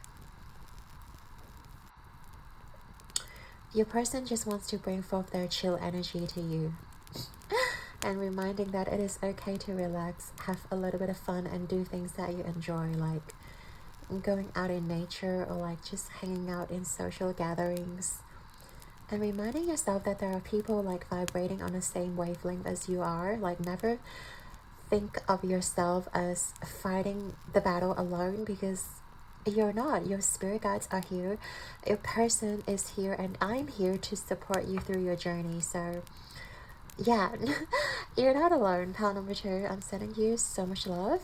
So your current timeline seems really amazing, you guys, but we're also going to look at your potential timeline, so stay tuned, stick around. So gonna have a sip of beverage.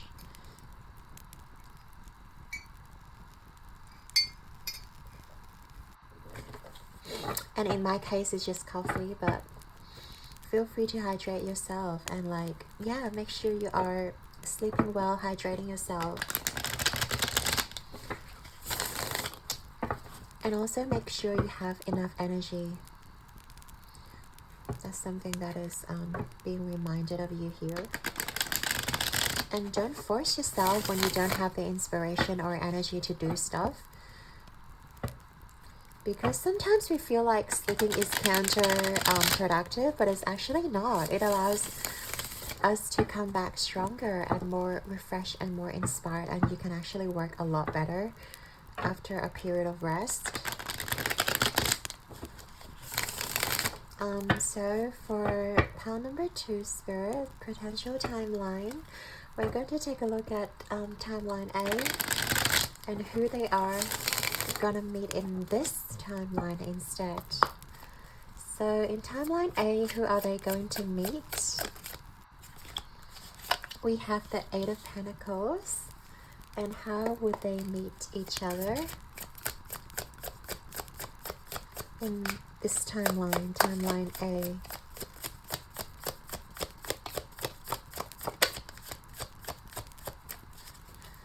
In timeline A, we have the 10 of Swords. How Or why do you guys meet each other? For what reason? Remember, this is just like potential love interest. Like, you guys always have the free will. I cannot stress this enough. Like, we all have free will to choose who we want to end up with. Spirit is not going to force you, oh, you have to be with this person or you have to be with that person. Like, you have the total free will to choose whatever timeline you want to stay in. So we're going to look at, so we have the Six of Swords reverse for why do you guys meet, and also what you guys are meant to create. Interesting. And also why or what you need to do to shift into this timeline. Okay, we have the World, and we also have the Ace of Wands. Okay, in this timeline A. Alright, so it's a very different kind of energy with this person, with this timeline. I feel like in this timeline A, you're going to meet someone who is kind of like doing their mundane job 9 to 5. Like, Eight of Pentacles talks about putting in the work, and the expression of this gnome is just like they're so grounded and they're so focused on their work, but they're not really I feel like they're not really enjoying life. They're not really enjoying their abundance. They could have a lot of money, but they don't really enjoy, because I feel like they don't have the time and energy to really appreciate how much they have manifested or how much they have attracted into their life. So even though like they may live very comfortably, or they may have a very comfortable home, a very cozy vibe, or I feel like their job is not very fulfilling, this person, and I feel like the spirit guides are constantly kind of trying to tell them there needs to be a change. There needs to be like something that, you know, shifts in their energy space. But I feel like they could have ignored all those like synchronicities or even their own intuition, because they're not focused on anything else but their work. They're not like giving any of the animal like any attention. They're just so focused on their work. They're so focused on where they want to go. They're so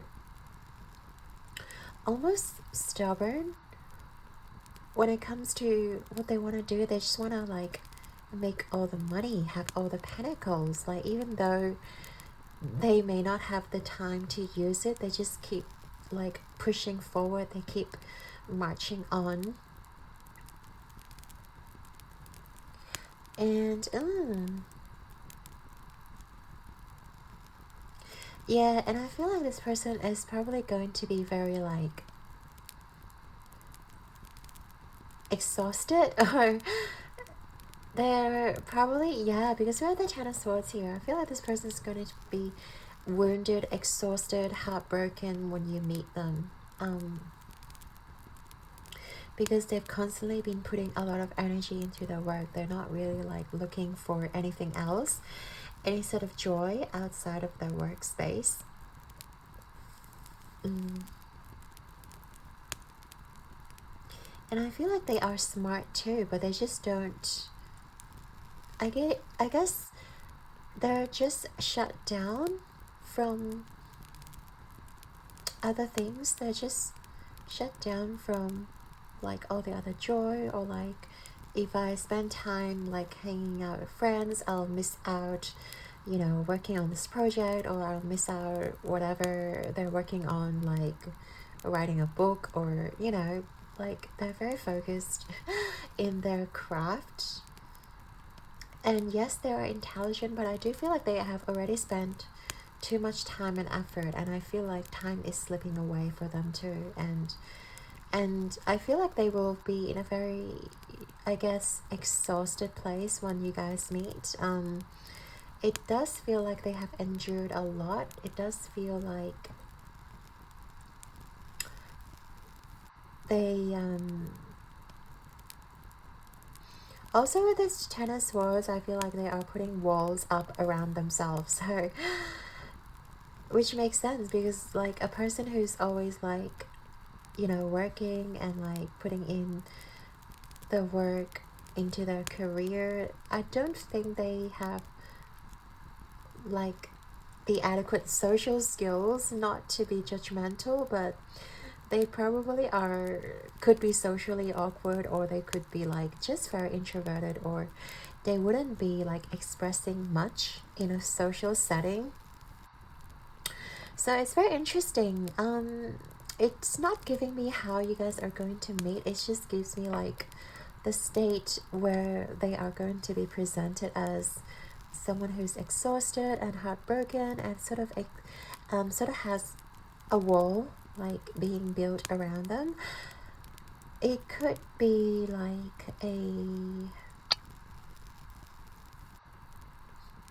it could be on a hiking trip, or it could be like somewhere, like you'll meet them somewhere where there's no one around, but you happen to be there. And I feel like they're going to be like surprised that there will be someone who's there. Like maybe you're at the beach in the middle of the night or something, or like I feel like they just wanted to be alone, but you happen to be at the same place as they are, and you happen to catch the glimpse of where, like, when they are the most vulnerable.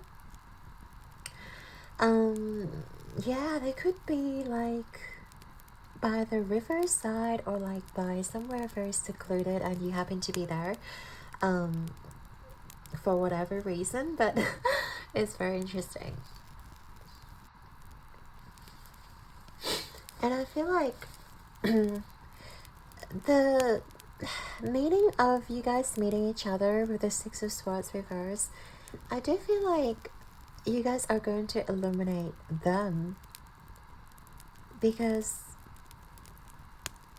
I feel like there's something that they refuse to move on from, either from this work that we talked about, or like from a heartbreak, or from a very like vulnerable state that they refuse to move on. And I feel like you sort of act as a catalyst for this person to move on, or to at least, you know, be able to face their life again, or like be able to open up again. Because I do feel like, ooh, it's very funny, because these are actually like hands holding the swords. I was looking at them, I was like, oh my goodness, there are hands like emerging from the riverbank and just holding swords up right here, like leading the way, guiding the way. But like, and I do see that they have a whole spiritual team trying to lead them out, but they're just not there. So I feel like you as a human being kind of act as a catalyst to convey the message that it is safe to like leave whatever spot you are, like either, you know, ruminating, or like reminiscing, or yeah, or what's the other word, just dwelling in the past energy. And I feel like you were there to like sort of slap this person, or like sort of lead this person away from their heartbreaks, away from whatever dark place they have been dealing with, and to guide them into the light, which is very beautiful. Like pile number 2, because I do feel like you guys are full of light, and you are constantly sharing your inner light. And I feel like this person will be very appreciative of you. It doesn't mean that you guys have to be together, but it does seem like you act as someone important in their life, which helps them a lot, seeing their own worth, seeing their own light, and also like guiding them towards a place of maybe peace, or maybe like serendipity, where they never thought they would be able like to experience. But with you, I feel like they they found the meaning of life again, or they found yeah, they found something special to hold on to.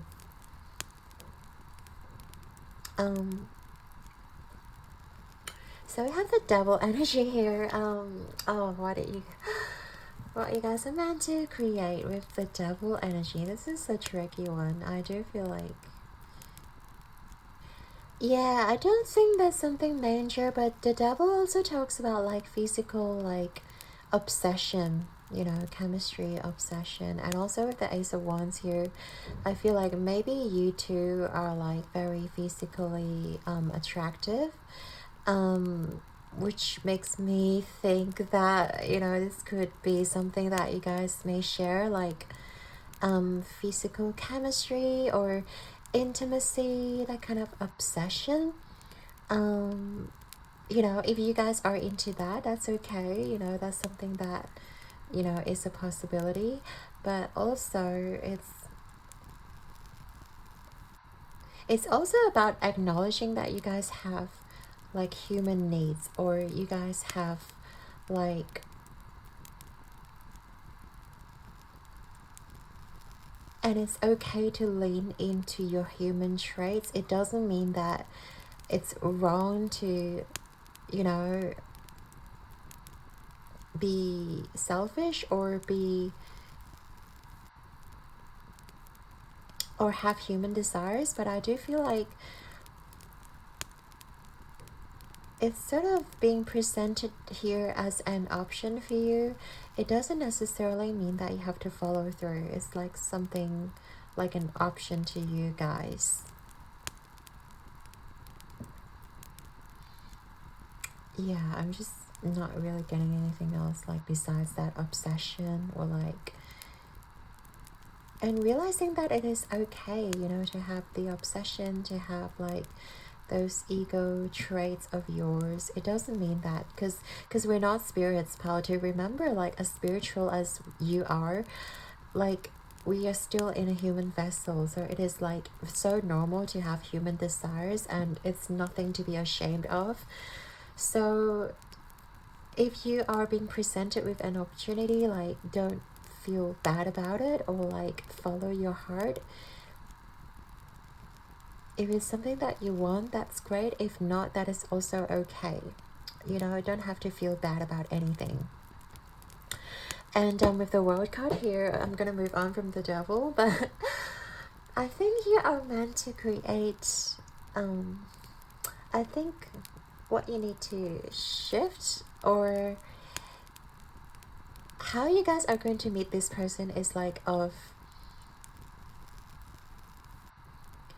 like when you guys are traveling, when you guys are like going on a trip, because we did talk about how you guys are going to catch this person in their worst, or somewhere like with not a lot of people. So you guys may be going on like a road trip, or you guys may be like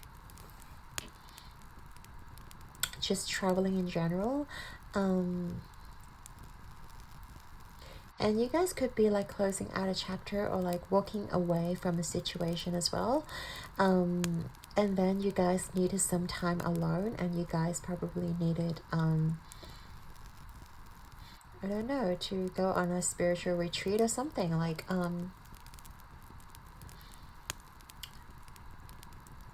yeah, something about spending time alone, and something about like going somewhere where maybe it's like in nature, or like in the middle of a spiritual retreat, or like a meditation center, where you guys are going to be led to this person and bring this person out of their energy, out of their wound, or whatever they might be experiencing that time. So very interesting. Power number 2.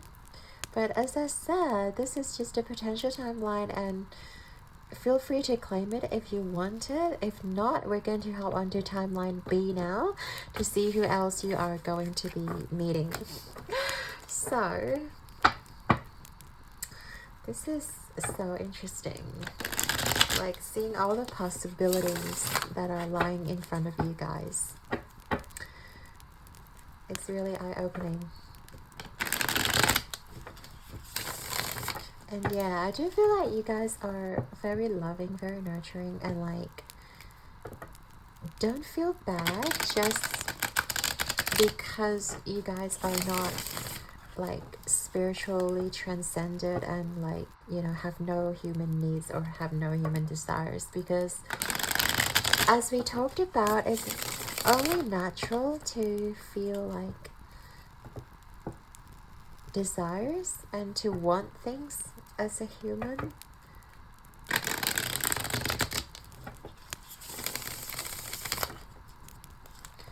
So I guess don't let that stop you from embracing who you are, you know, like, yes, you guys are a beautiful soul. At the same time, you guys are also like having this human experience, and you're meant to experience like the 3D, like what this world or this earthly plane has to offer. So definitely, like, it's all about experiencing different things.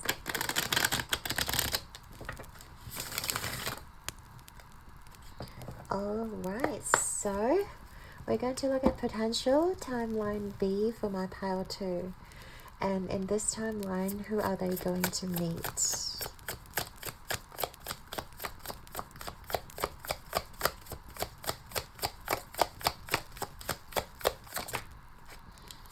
We have the 2 of Pentacles. And how would you guys meet?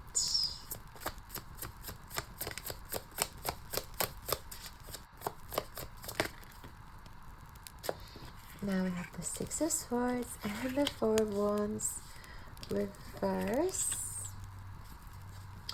And why do you guys come together, or what lessons are behind this? We have the King of Swords, and also what you guys are meant to create together.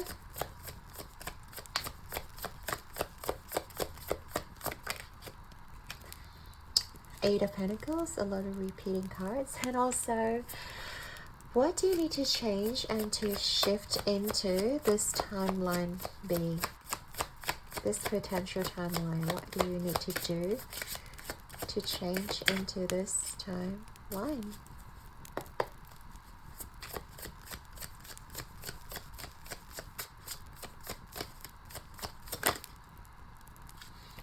Ace of Wands, right?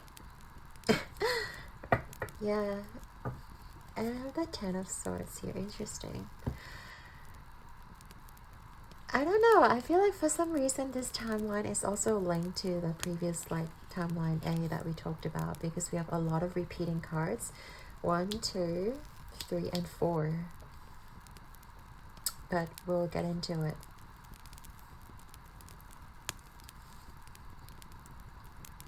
And we can see everything.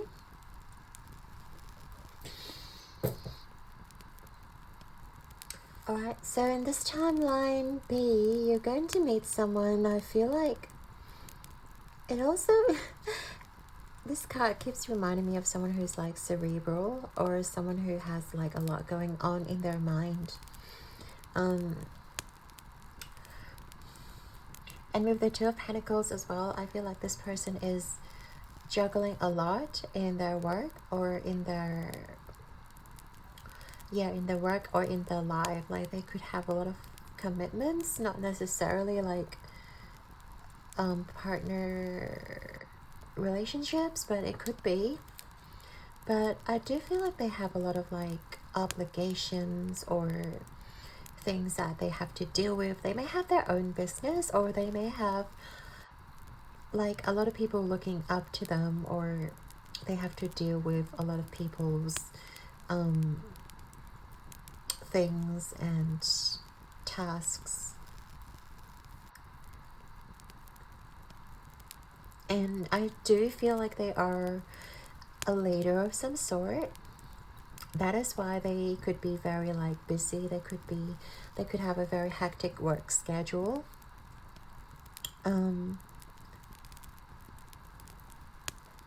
And I do feel like they look after themselves as well. So they could be someone who goes to gym a lot, or goes to I don't know, yoga classes, or like different kind of I don't know, tennis clubs, or football, you know, soccer club, or you know, things of that nature. They really take care of themselves. They have like their own hobbies, they have their own like team of people. They also have like I feel like group of friends, or just people like surrounding them in general.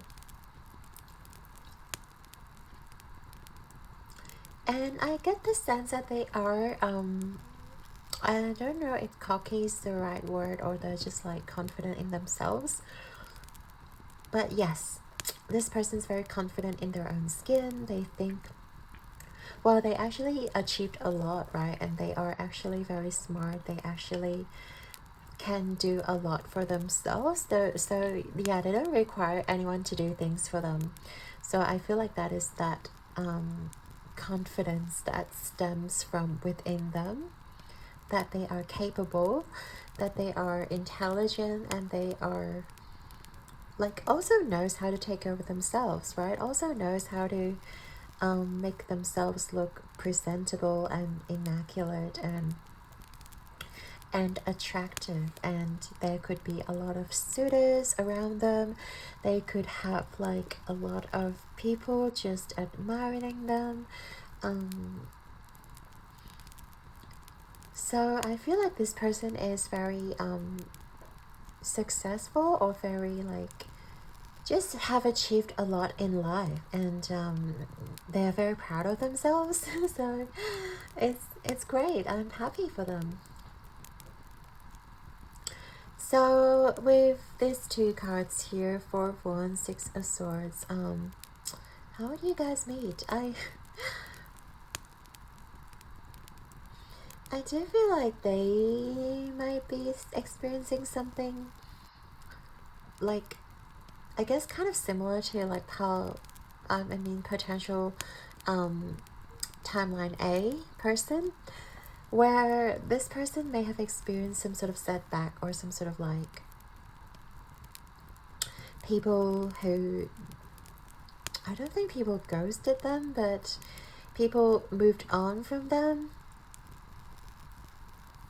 and they are trying to like move on from the situation. They're trying to move on from a situation where it doesn't serve them, or like this person was taking advantage of this potential person B. And you could meet them after a celebration, or you could meet them yeah, I get the sense that they may have had a party and then they sort of left the place, or outside of that venue. Yeah, so there could be like a wedding that you are invited to attend, or like there could be, what else, like a ceremony, or like a festival that you guys are, I don't know, invited to attend. But then this person gets bored, or you get bored, or you kind of wander outside of that venue, and that's when you guys meet. Or like it's quite specific.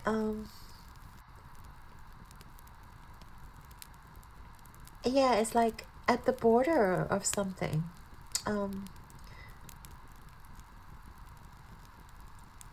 Yeah, maybe you guys are like stepping outside of that venue, stepping outside of like, you know, where everyone was celebrating, or like this particular festival, and you just wanted a quiet, you know, peace of mind. So you kind of wandered off like into the mountains, or like into somewhere sort of quiet, and then that's how you guys meet, I suppose.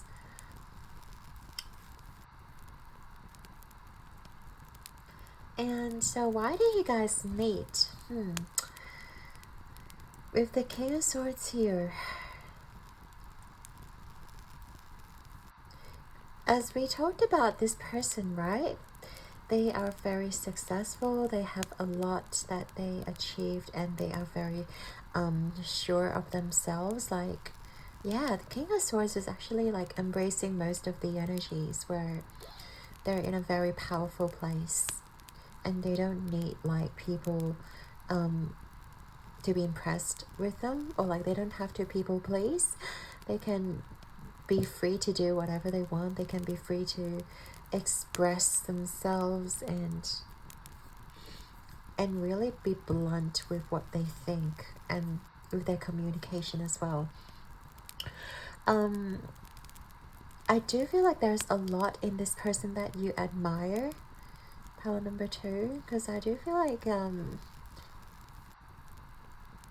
you admire this person's confidence and like their powerful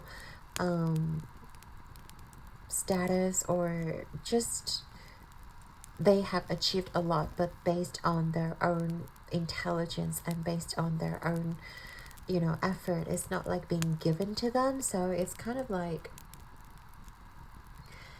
yeah, they have, you know, worked really hard with their own 2 hands to achieve where they are today. So it's not someone who just inherited everything. It's very admirable in that sense. So I do feel like this person's going to inspire you to like also chase after your dreams, and also be like certain of yourself and be certain of who you are as a person. And it also talks about like, you know, speaking your mind and speaking your truth in this card. So I feel like in this timeline, be like, before we talked about how you guys helped the person, and I feel like this other person is coming in to help you guys out, to be more sure of yourself, like to be more sure of where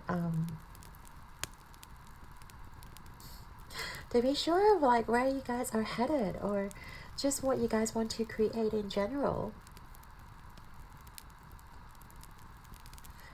And not to worry about how other people may think about your idea, because we talked about, oh yeah, we talked about your current timeline too. Like you guys have some great ideas that is waiting to be manifested. So I feel like this, by meeting this person also, is going to enhance that. It's going to like further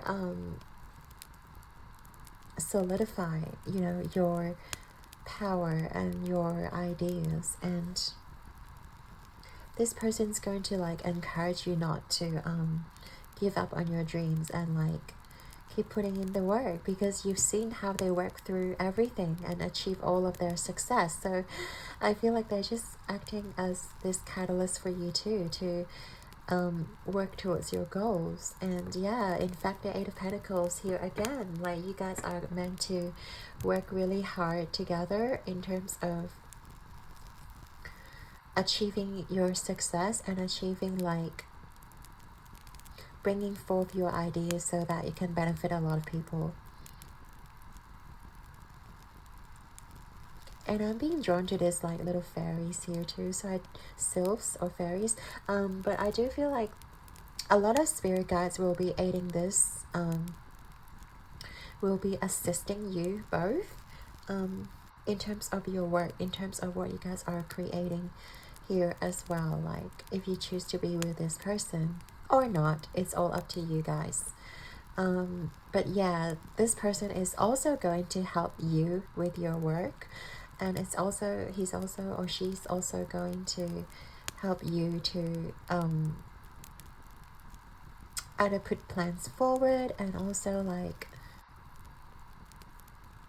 I feel like this person is more like a tough love kind of person. Like they're not going to be like the previous person who just, oh, you know, shared love and so empathic and, you know, fight the demons with you. But I feel like this person's going to encourage like you to do the work, because they believe in you, they believe in your power.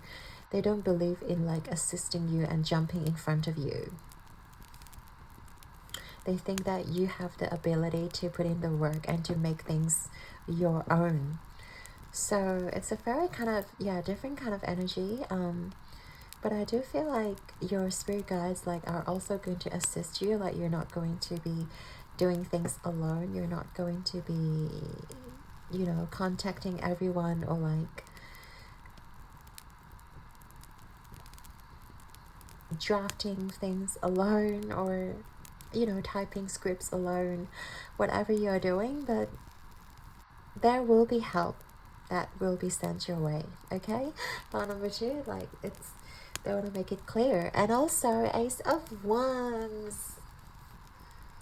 Okay, so what you guys need to change to shift into this timeline B is, I feel like there will be some sort of like offer towards you that you guys are going to grasp. Either like either an invite, because we talked about, oh yeah, we did talk about a ceremony, or we did talk about like a festival. So you guys are going to like receive an invite about this festival or about this ceremony, whatever it is. And I feel like, and you guys are going to want to experience that. You guys are going to like, oh yes, you know, we're going to have so much fun. But little that you know that, you know, you guys are going to meet this person, or like you may not meet this person right away, but like it's going to, you know, lead you towards this person, you know. So that is like a catalyst for you guys to come together. As I said, you have the free will, pile number 2, to choose like whoever you want to be with or end up with. Like there's no definite answer. Spirits here are just, you know, presenting these options for you and letting you guys know that you have the power to attract so many different potential partners your way, and the choice is all yours, you know. So definitely, I really love this reading for you. So pile number 2, I'd like to thank you and your guides and angels for being here with us today. Such a great reading. I hope you enjoyed your reading too. Your likes and subscribes mean the absolute world to me, and I'm sending you all my love and light. Keep rocking the world like a star. I believe in you guys and your power, and also the things that you're going to bring forth. Like maybe tell me secretly what you guys are thinking about. And also, yeah, wishing you all the best and success. And I shall see you guys in the next one. Ciao!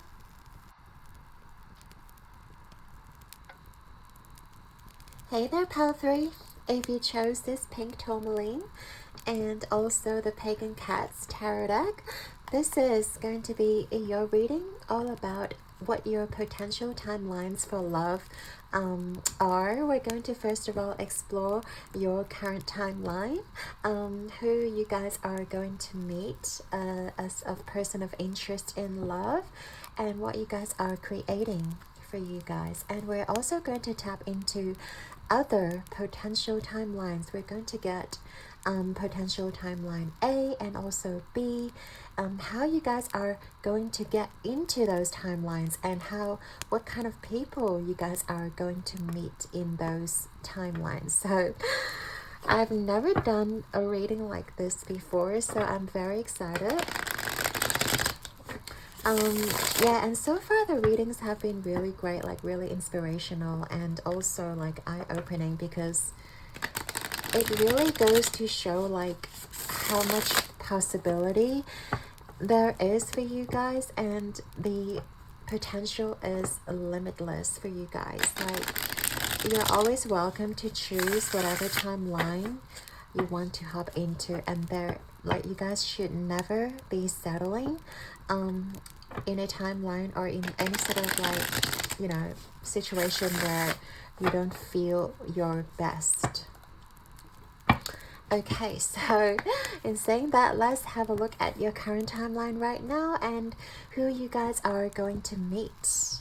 So first of all, who is this person that my pile number 3 is going to meet in their current timeline?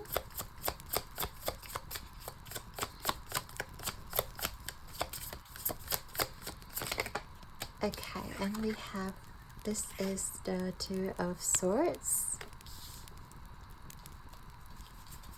And we're also going to look at how you guys meet. We have, I think it's kind of like the Nine of Cups here.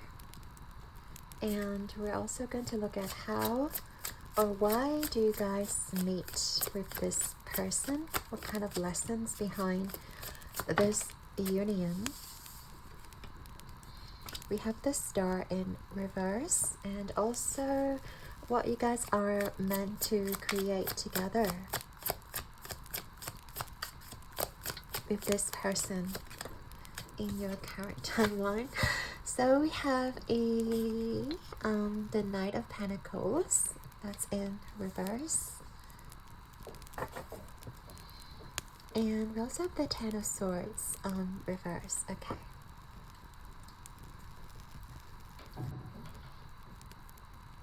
Now, pile number 3, Spirit. Who is this person? I feel like this person is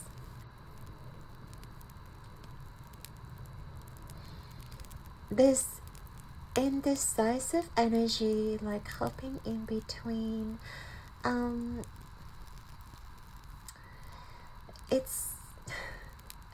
It's really bad, but I want to say they're not mentally very strong kind of person. I feel like this person can be swayed or convinced by people, can be influenced by other people easily, because with the Two of Swords energy, it feels like sometimes they're this way, sometimes they're that way, like, and it really depends on maybe their external circumstance or like what people tell them based on the people's opinions rather than their own opinion. I do feel like this person's not very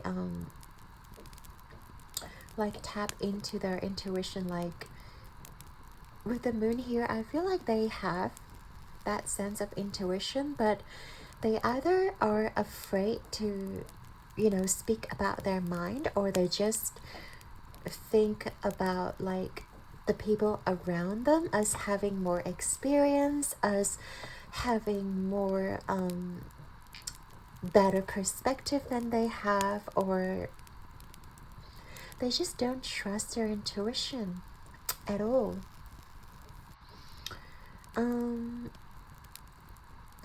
Yeah, and also I feel like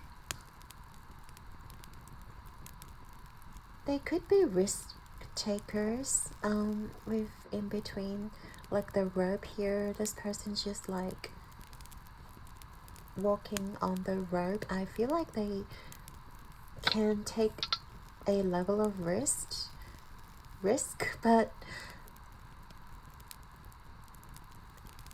I just feel like they trust people blindly. Oh my goodness, with this blindfolded here, they trust people blindly. Sometimes they get persuaded by other people. They are not very strong in terms of like their intuition. They could be like someone who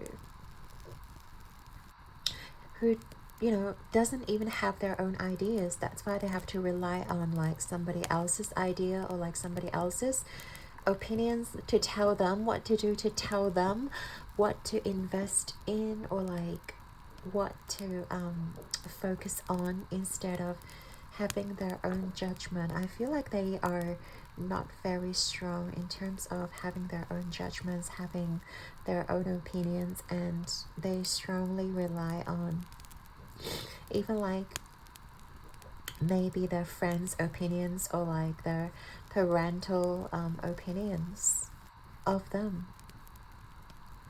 And it could be related to how the way they were raised as well, because I feel like with this sort of personality, maybe they have been put down since they were a child. Maybe their voice was never heard. That's why they always have to like listen to others around them. Their voice was never being valued. That is why they are kind of like, oh, I'll just do whatever people say, because like that's the best option for them. you know, like growing up, it's always like what their parents tell them, what their siblings tell them, what their friends or the relationship partner tell them what to do, instead of trusting their own inner guidance. And I feel like deep down they are afraid of making mistakes. They're afraid of like taking the wrong step, because one little wrong step could, like, you know, they would fall to the ground. And even if like the advice they were taking are, you know, not for their best interest, or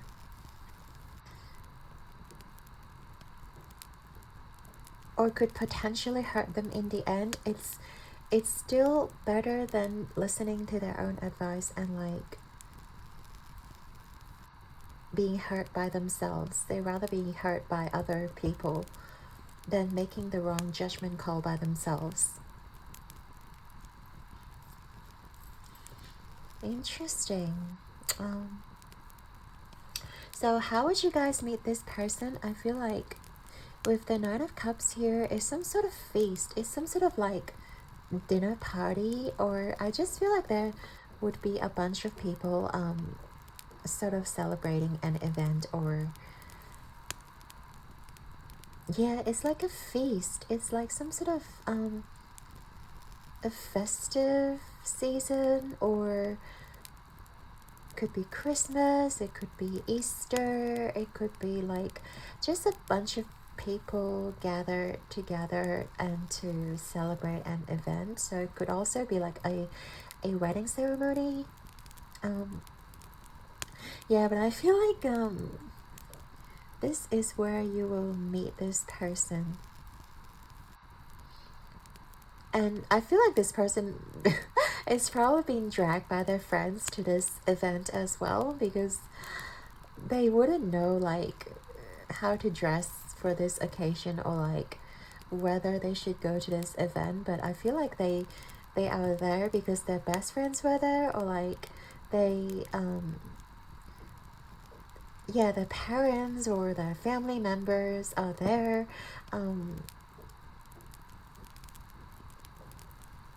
And you just happen to see them, and I feel like they will be surrounded by like a lot of people, because I feel like they would be very uncomfortable in a like unfamiliar situation. So they would only sit with the people that they know, or they will only sit with like their best friends, or like people that they are already familiar with.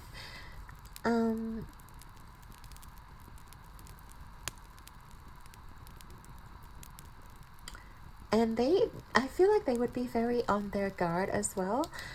They feel very guarded with this card.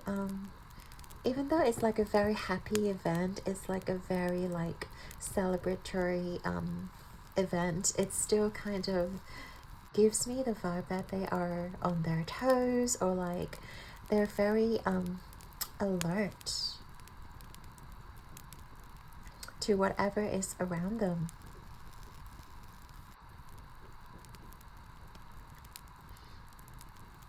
But they really trust their friends, they really trust their family, or their people who, you know, might have brought them there in the first place.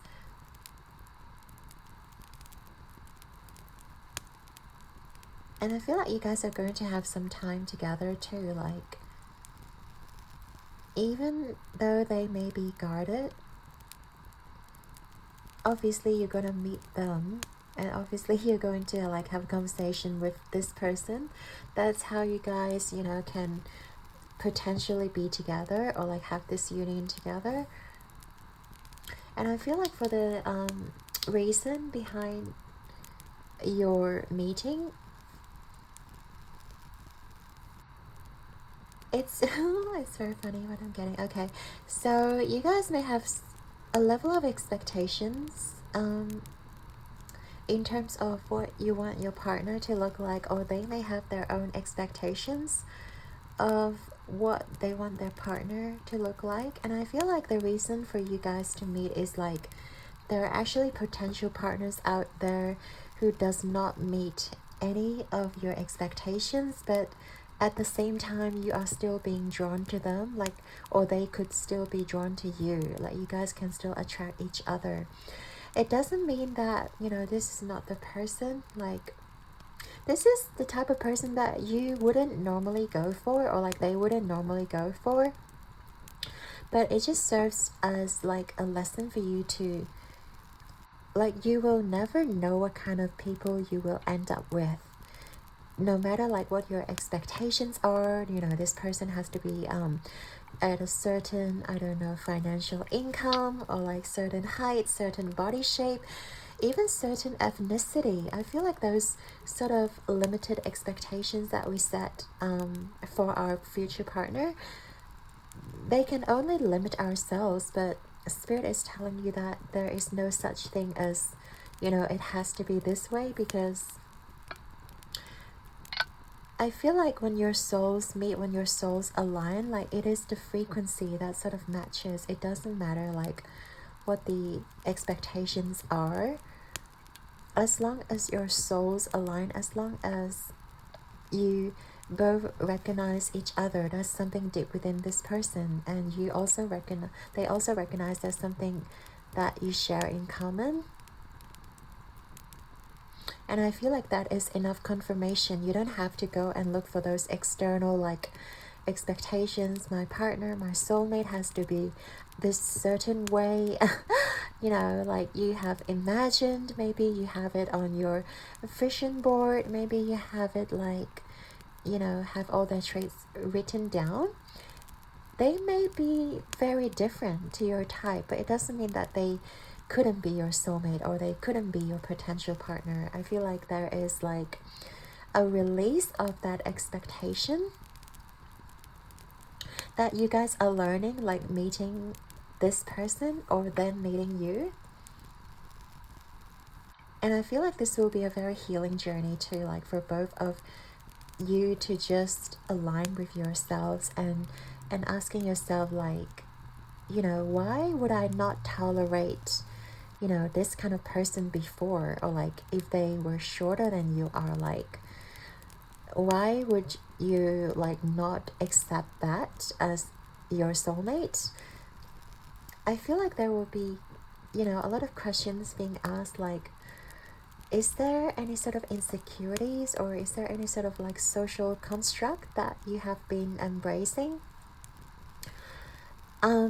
out of your maybe subconscious mind? You know, you don't have to be so rigid, but it just happens to be that way. It just happens that you want someone like that, but you've never really asked yourself that question, why you want it that way, or like why your partner has to behave or look a certain way. So I feel like meeting this person will sort of trigger a lot of questions within you, or within both of you. And I feel like it's very like eye-opening experience, and certainly will definitely heal both of you, and maybe some sort of wounds that you have been carrying. They have to be like very protective, because I want someone to, you know, protect me, things like that. But as soon as you heal those wounds, you'll realize that it is okay. Like they can still protect me even if they're not as big, or they can still be, you know, very loving and caring even though they're not of a certain race or of a certain eye color, whatever it may be. Yeah. It's very interesting. And I also feel like you guys are, I think both of you maybe a little bit scared. I get the sense that both of you are like very slow burner, like very scared to move forward, especially, well, this person, we know that they're quite guarded. And I feel like you guys as well, pile number 3, you guys may be very guarded when it comes to love and relationships, and maybe you guys have been hurt a lot, and which makes you guys are really scared to like take the first step, or even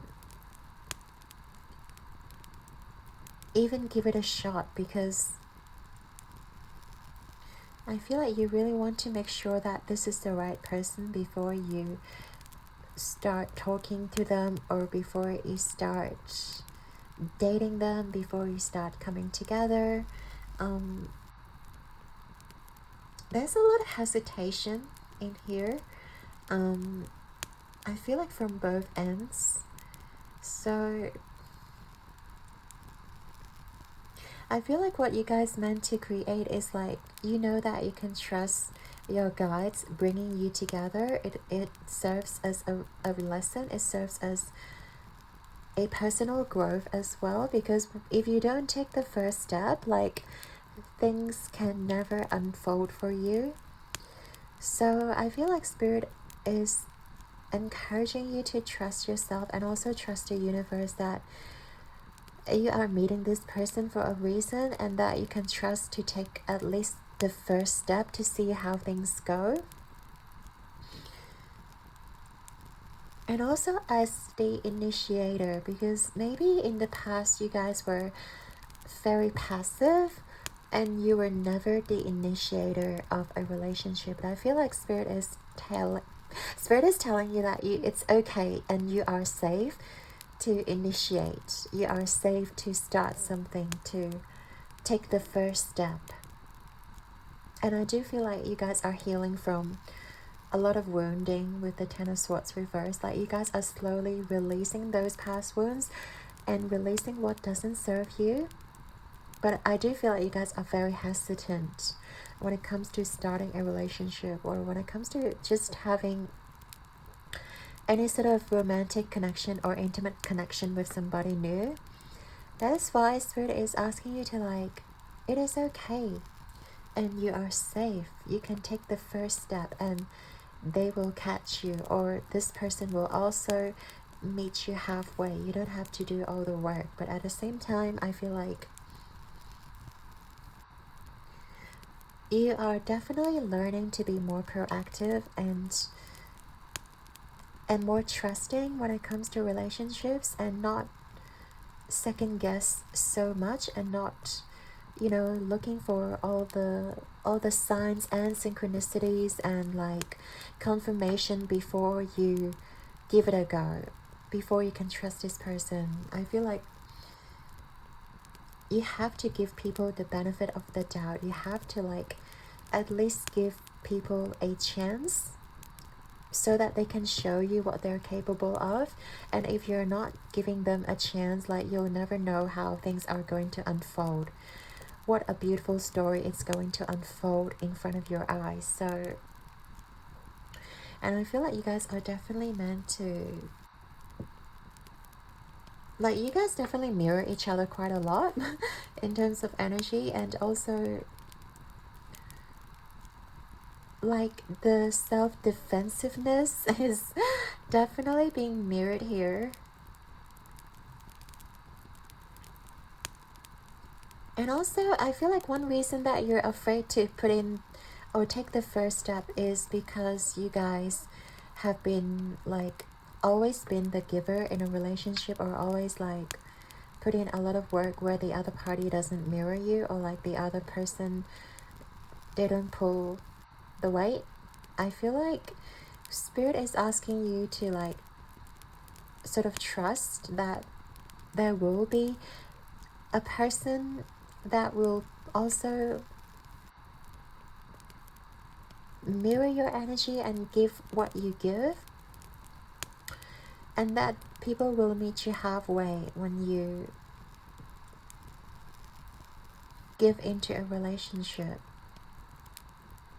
and you don't have to do all the work, and it is safe for you to trust this person. And patience definitely virtue. Like, it's definitely will pay off when you are patient, not with the other person but also with yourself, and like allowing yourself to slowly open up. Don't force yourself to open up right away, but I feel like the more you allow yourself to be vulnerable with another person, the more you will see how like other people may have their own wounding as well, and they are trying the best to meet you halfway, but sometimes you maybe don't even give people the chance to show themselves. That's why I feel like in this connection, if you choose to embrace it, like you will learn a lot to give yourself to fully, and also to allow people to open up as well, and not to run away or not to like hide the second things start to be challenging.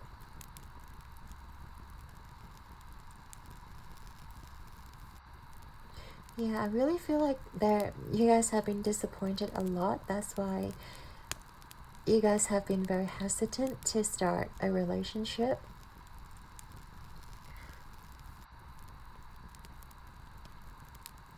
But take as much time as you need it, pile number 3. Like, you really don't have to rush anything here, because I feel like this person is on a very similar journey as yours. They are also trying to heal. They're also trying to like bring their life back into balance.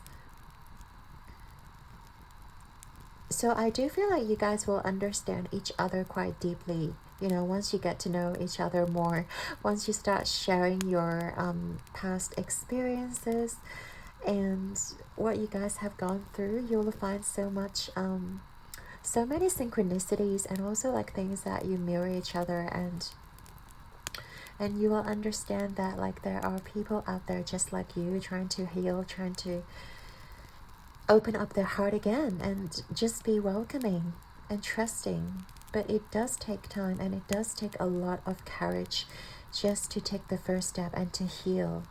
But yeah, Spirit is definitely like supporting you here, and I am sending so much love to you, pile number 3. You are definitely going to come out top, okay?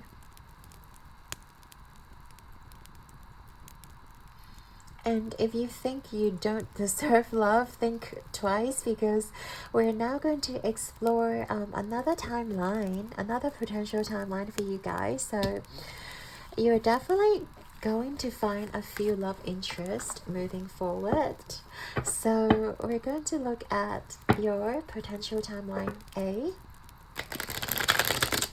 to see what other person or potential love interest that may be coming your way, and how you guys can shift into this timeline, because I feel like your energy needs to shift if you want to attract other people into your life. But we will ask Spirit how you guys can align to a different timeline here. So pile number 3, Spirit, about the potential timeline.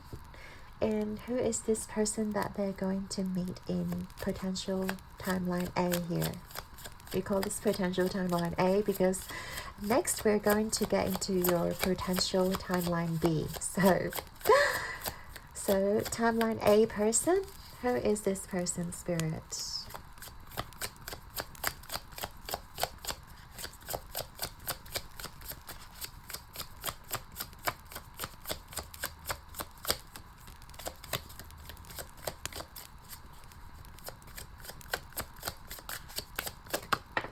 Okay, interesting. We have the King of Swords. Okay, and how would you guys meet this person?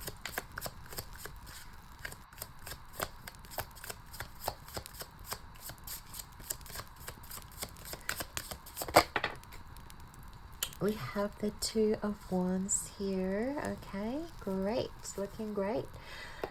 And also, why do you guys meet?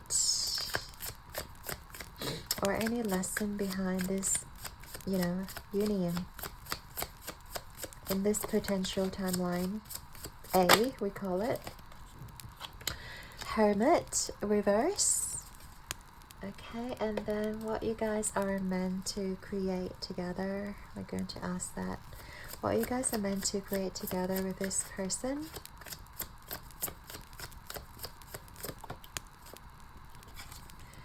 Oh, Two of Cups.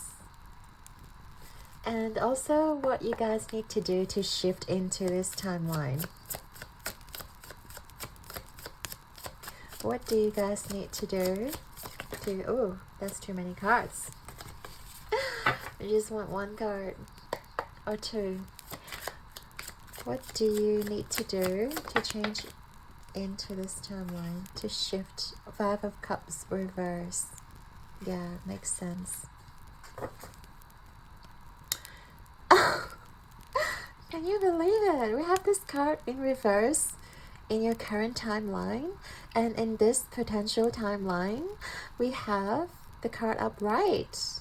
I love it. Knight of Pentacles now upright for you guys in this timeline. And pardon me, this is actually the Queen of Swords here. So Queen of Swords person, well, gender neutral person. Who is this person going to be in your potential timeline? Pile number 3. Okay, so this person's going to be someone very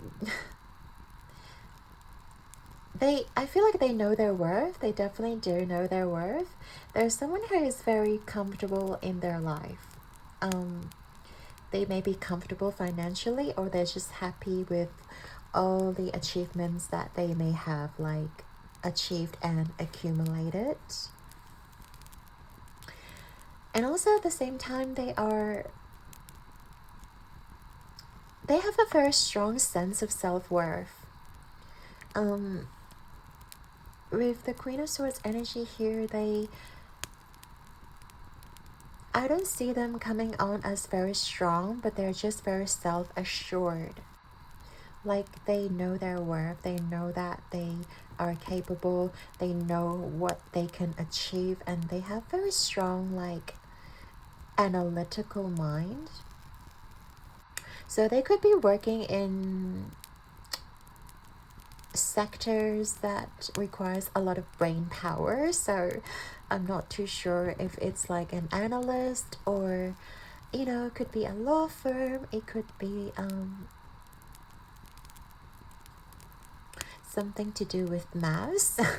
I'm not too sure, but I do feel like they're very good at the brain. They're very good at like calculations and being very cerebral and very intelligent. Like that is why I feel like they don't need to seek for validation. They are very sure of themselves, and they just manifested everything that they own up to this point, and living their life unapologetically. And I feel like they don't answer to anyone. Like very different to like your current timeline, I have to say. Pile number 3. This does look like it's a very beautiful timeline that you can potentially tap into.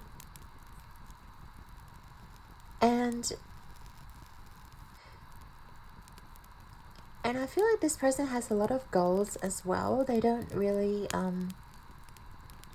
just, you know, procrastinate or like live their life aimlessly. I feel like they set a lot of goals for themselves. They set a lot of like, yeah, targets for themselves to hit. They're not going to sit around just do nothing. They're always striving for the next milestone, or they're always trying to like plan on what to do, on how to make their life easier and better, and also how to like succeed as an individual. I feel like they have a lot to teach you as well. Like they will be a very good mentor, and they also will like be very open to share their knowledge with you. There's someone who's very like generous. There's someone who's just willing to share their knowledge, willing to like share what they have learned in the past. They're not just going to hold on to all the abundance, but like they're willing to uplift others as well, and really really wish that everyone can also succeed, not just themselves. So yeah, it is a very beautiful energy, I have to say, pile number 3. So how would you guys meet? Now with the 2 of Wands here, for some reason I feel like you guys, okay, either you guys may already know this person, or you guys are just like looking at a distance where you want to attract this kind of person into your life, and I feel like you've been thinking about it. You've been like, maybe you know of this person, you may not have met them physically. They might be a mentor, they could be like a higher up person, but I feel like you either know of them or you kind of like expect them to appear. Very cool energy. And there's this like, yeah, anticipation where you guys are just, I feel like, actively manifesting this like person into your life. It doesn't mean, yeah, it doesn't necessarily mean that like you know of this person. Some of you may, but I do feel like you kind of want to attract this type of person into your life. There's this anticipation, there's this like expectancy here where you guys just know intuitively that someone like that will appear eventually. So it doesn't tell me as of how you guys would meet. It just gives me the sense that you guys know that this will happen. Or you guys are sort of like looking forward for a connection like this. And that's such beautiful energy. Like, and I feel like you have to embrace that energy too. Like, maybe coming out from that Ten of Swords energy, as we saw before, it's kind of hard. But if you do the work, if you take the time to heal, and if you continue to hold space for your soulmate, for your potential love partner, it will come. And I feel like you just have to hold your vision here, really.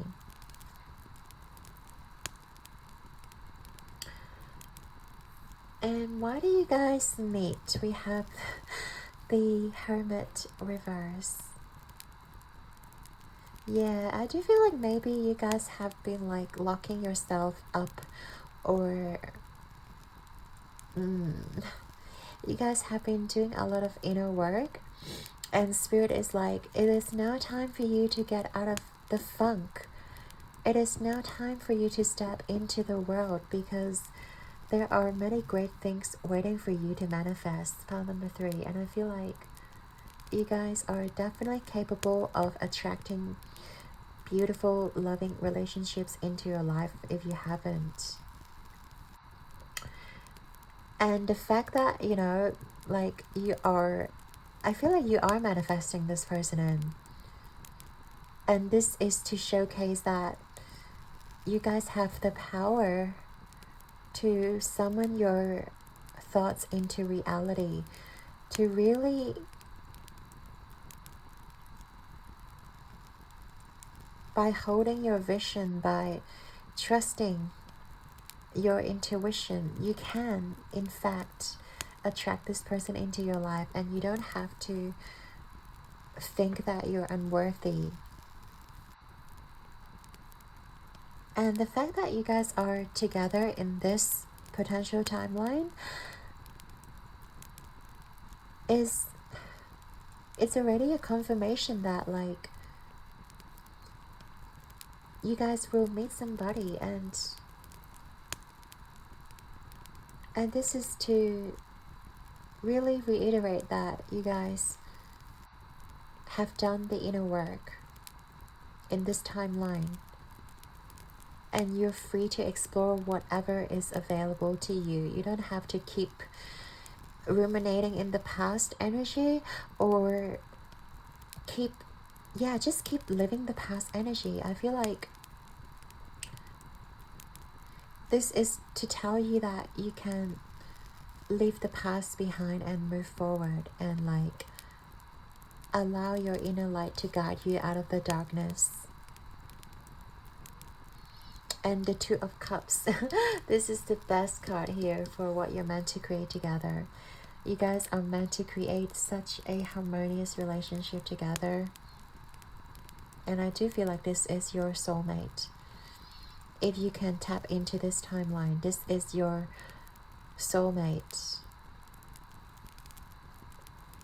And this is your dream coming true here as well. And I feel like this is like reciprocity, and also someone who is an equal, you know, like someone who is willing to put in the work and who is willing to like communicate with you, like with your emotions, with like your highs and lows. Like I feel like they're just going to be there, you know. And this is such a strong bond that you guys are creating together as well, like this person and you. There's so much love here, and also you guys are not afraid to be vulnerable with each other. You guys are not afraid to be emotional with each other, and you guys are both embracing that. You guys are both embracing your emotional vulnerability and trusting the other person that they will not run with it. They will not, you know, hurt you because you are vulnerable, and they will support you no matter what. I really love this for you, pile number 3. And I know you will manifest this into your life, because I do feel like this is a connecting energy. Like if you guys are in a dark place right now, I feel like Spirit is telling you that there is a potential loving relationship right ahead of you. You don't have to ruminate on the past. And to tap into this timeline, all you have to do is just letting go of the disappointment. We've all been disappointed before. We've all been hurt before and heartbroken and being rejected and feeling that isolation, feeling that we're not worthy enough. But in this timeline, you're turning things around. You're learning that you don't need anyone else's validation. You don't need someone else to tell you that you're amazing in order to feel good about yourself, because you're already the whole package. You're already like, you know, this person's going to come in and appreciate you for who you are, not because of what you've done for them. They love you for who you are, and I feel like you just have to know that, like, you are already enough. You are already worthy of attracting this person in, not because of like how gorgeous you are, or not because of the way you dress, not because of like how much money you make, because you are embracing your emotions as part of you, and you're not ashamed of it, and you are recognizing that within each other.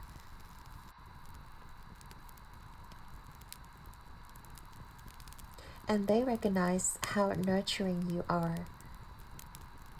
This is not about emotional. This is about how it is safe for them to express their emotions towards you, and they don't have to feel guarded around you. They don't have to feel defensive around you, because you accept them for who they are, and they will do the same for you. And all you really have to do right now, pile number 3, is really to let go of the past. You know, whatever it could have been, should have been, it's already done and dusted, and Spirit is showing you the way forward. it is now time to like look at what is in front of you rather than what could have been or should have been. Because this is such a beautiful union. And in this timeline, in this potential timeline A, you guys are going to be so much more grounded than before. Yes, you're still the Knight of Pentacles, but this time, you know that whatever work you put in, you will receive them right in to you. You will sense that the other person is willing to do the work. They're willing to meet you halfway. They're willing to carry you. And they see you as a long-term investment. And they're not going to like leave you when times get tough. Because they see your worth. They see who you are as a person. So I feel like the Spirit is really empowering you right now to like let go of what doesn't serve you and really trust in yourself that you are already worthy. There's nothing else you can do other than just letting go of your past disappointments, because they really don't define you, like who you are. Like whatever hurt or wounds that you may been carrying from the past, it is not a reflection of who you are. It doesn't mean that you deserve to be treated like that. It just means that those past people didn't appreciate you, but it doesn't mean that you don't deserve it. It just means that they don't know when they have found someone amazing. And people may have taken you for granted. And stepping into this reality, stepping into this potential timeline, you will figure out that you are more than capable, you are more than worthy of attracting love that is equal, that is on equal terms, that you are not the only giver, that you are worthy of being loved. And there is communication, there is open and honest communication there, and you will not be left alone. They will always be open for you, and you will always be open for them as well. Let's take this time to really take a deep breath into your heart space and to fill your heart with love. Pile number 3. Hold and release. Let go of the past hurt. Let go of the past wounding. And breathe in this new love. Breathe in this new energy.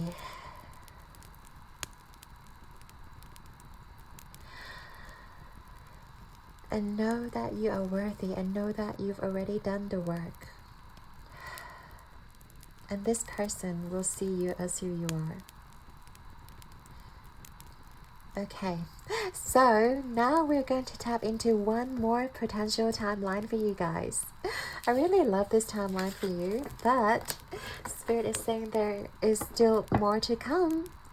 So for my pile number 3, potential timeline B, how about a potential timeline B? Like, who are they going to meet in this potential timeline? I really love it for you guys, pile number 3. And always know that you have the power to choose your future, that your future is never doomed, or your future is never set in stone. It's always fluctuating, it's always changing based on your point of attraction, based on how you feel about yourself.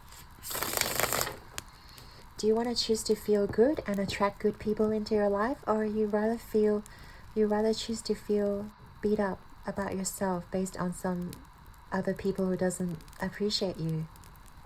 Pile number 3. So for potential timeline B, what or who are they going to meet in this timeline?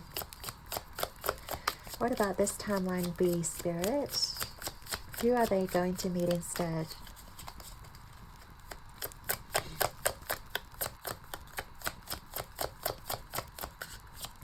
Who are they going to meet instead?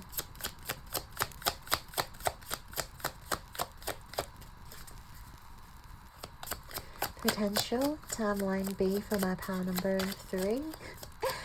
Timeline B for pile number 3.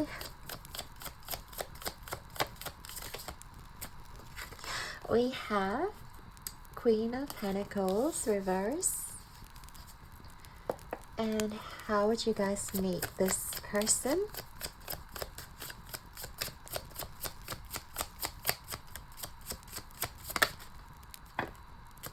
How many cards? Too many cards. Let's start again. How will you guys meet this person?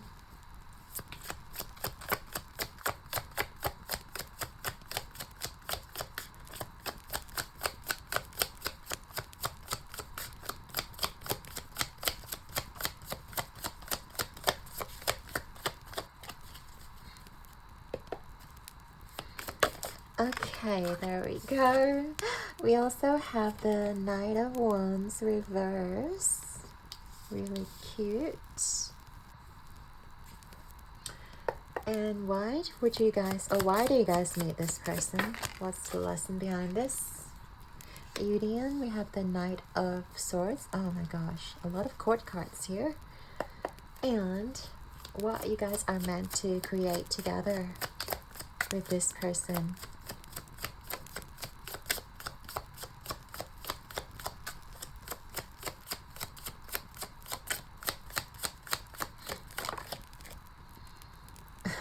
They're all court cards. Very interesting. We have the Queen of Wands. And what do you need to change to shift into this timeline B and to meet this person, Spirit? What do you need to do to shift? There's too many cards.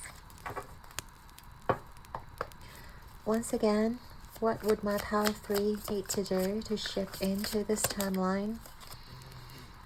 That is the 3 of Wands reverse.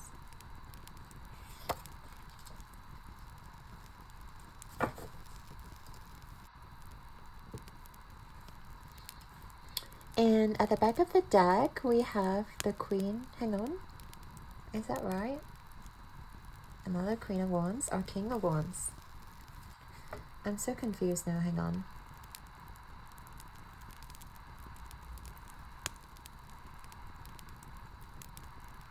This is the King of Wands, okay.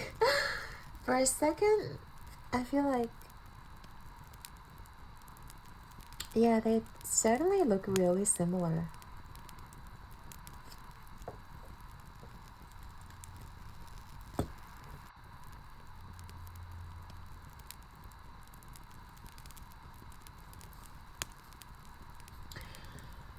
Alright, so a lot of court cards in this spread here. So tell me into pile number 3's potential timeline B. This person with the Queen of Pentacles reverse here. I feel like this person is, they are abundant, but I feel like they are also very guarded. They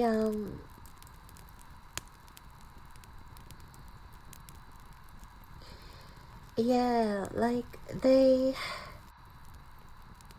I feel like they're very good to their own kind, like they're very good to their family or their immediate friends or circle, but like for the people that are outside of them, they wouldn't even care, or like they don't even want to know about the people who may be suffering. So yeah, they're very protective of their energy, because I feel like maybe in the past they may have been taken advantage of. That's why they rather just preserve all their energy and all their abundance for their family or for for their loved ones, you know, like they're very selective when it comes to giving out their energy.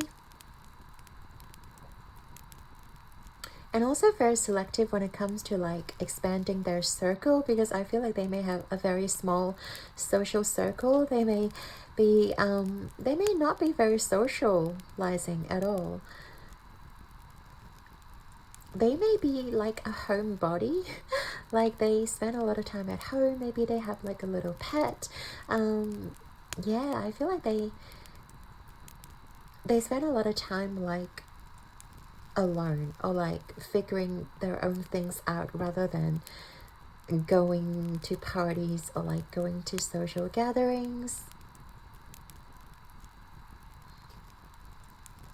So yeah, very protective, very private, and also like enjoy their home space a lot, and not allowing like just anyone to come into their space, because it feels very sacred. It feels like if you know you're not welcomed, or if you're uninvited, you're not welcome in their space. And with the Knight of Swords, a Knight of Wands reverse, as how would you guys meet?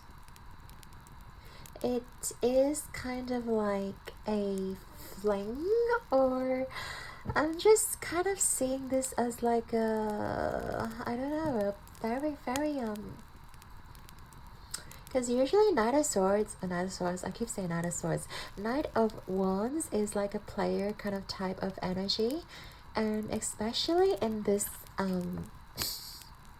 in this card here, we have the little fox, that mischievous, like cunning sort of energy, and also like in reverse. So it really gives me the vibe that you guys are probably going to find each other over like the internet, or like maybe in like a friends with benefits situation. Just take it how it resonates with you.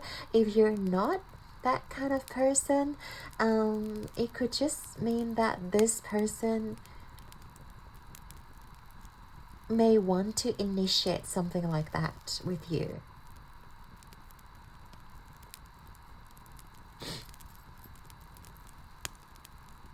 And also, yeah, right.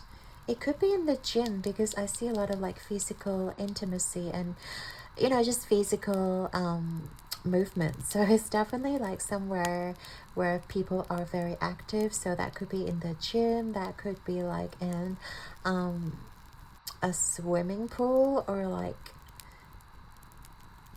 basketball court, or I don't know, whatever sports you guys like are into. I feel like that could be where you could potentially meet this person, because I feel like, well, this person doesn't really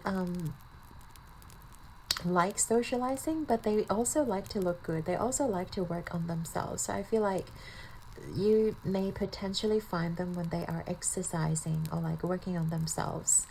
Yeah. All right. So now, why do you guys meet? Okay, we have the Knight of Swords here. Another fast moving energy. But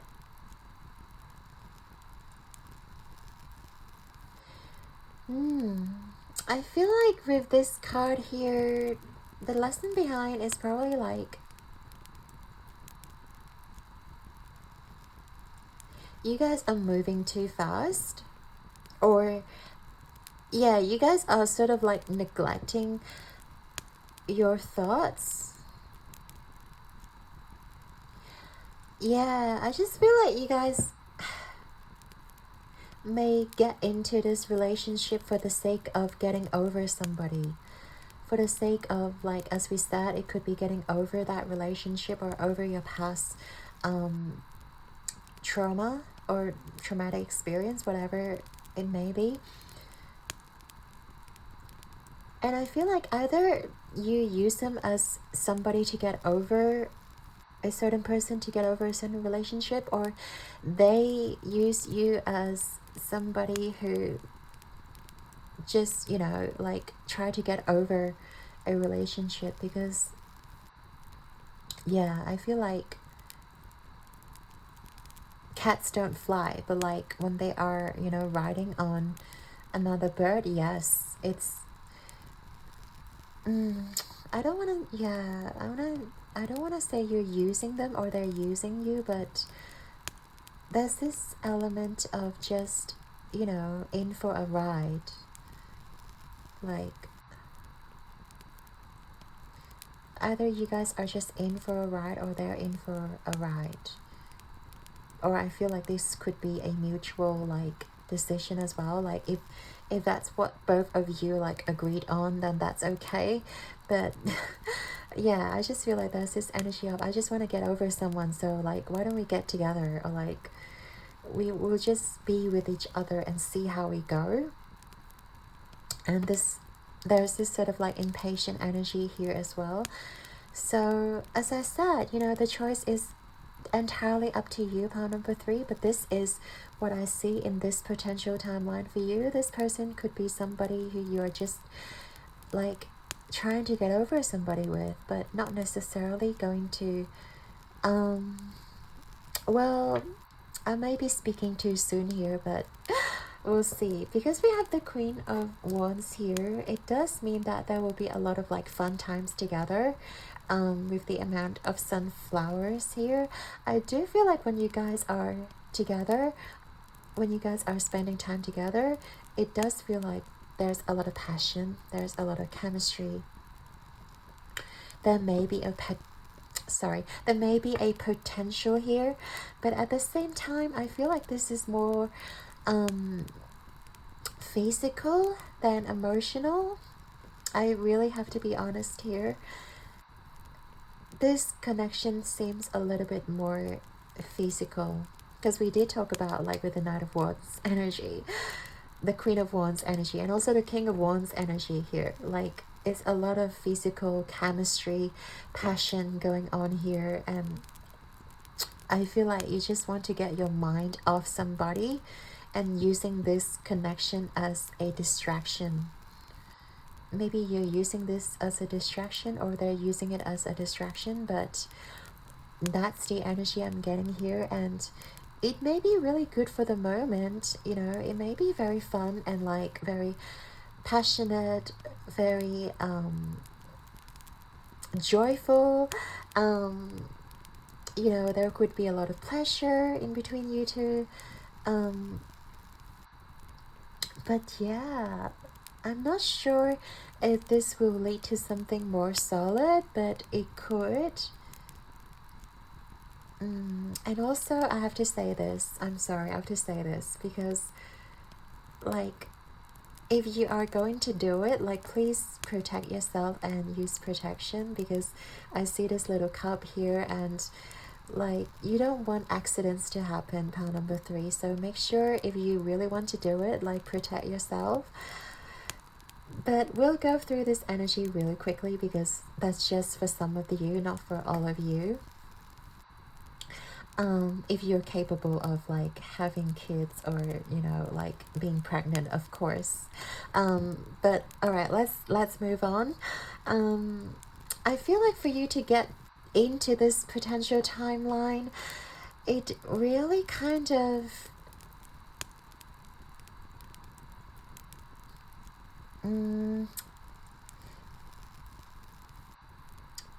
yeah, because in your previous timeline, we talked about how you guys were liberating yourself and trying to like move on by using your own power and letting go of your past disappointments. And in this timeline here, I see you guys still holding on to your past, and I see you guys still like being trapped, waiting for that could've, should've relationship. That is how you guys are kind of like staying in this timeline. At the same time, I feel like this is like an extension of your current timeline. So I feel like whatever you choose to do right now is either going to propel you into timeline A or timeline B, as we have discussed before. And the choice is is ultimately up to you, because I'm definitely not going to tell you what to choose and how to live your life. This is your choice, pile number 3. But as I see here, if you continue to ruminate, if you continue to allow what could have, should have haunt you, I feel like you're going to be with someone of this energy. And you guys, of course, may have fun, may have really joyful connection for the time period. But yeah, I'm not getting a sense of like fulfillment here with the King of Wands reverse. It just feels like a fling rather than an emotional fulfillment. But yeah, as I said, this is another potential timeline from your spirit guide. So I'm pretty sure you guys know what to do. And yeah, I feel like my beautiful pile number 3 are intelligent souls. So you guys, I'm sending you guys so much love, and you guys can definitely get over whatever you guys are going through, whatever you guys are experiencing. Okay, so I feel like that's it, Spirit. Is there anything else? Right. Yeah, I think that's all the messages from your spirit guides. So I'd like to thank you and your spirit guides and angels for being here with us today, and I hope you have enjoyed your reading. Your likes and subscribes mean the absolute world to me, and I'm sending you all my love and light. Keep rocking the world like a star, you guys, and I believe in you. So I hope you enjoyed this kind of reading, and let me know what you think about it.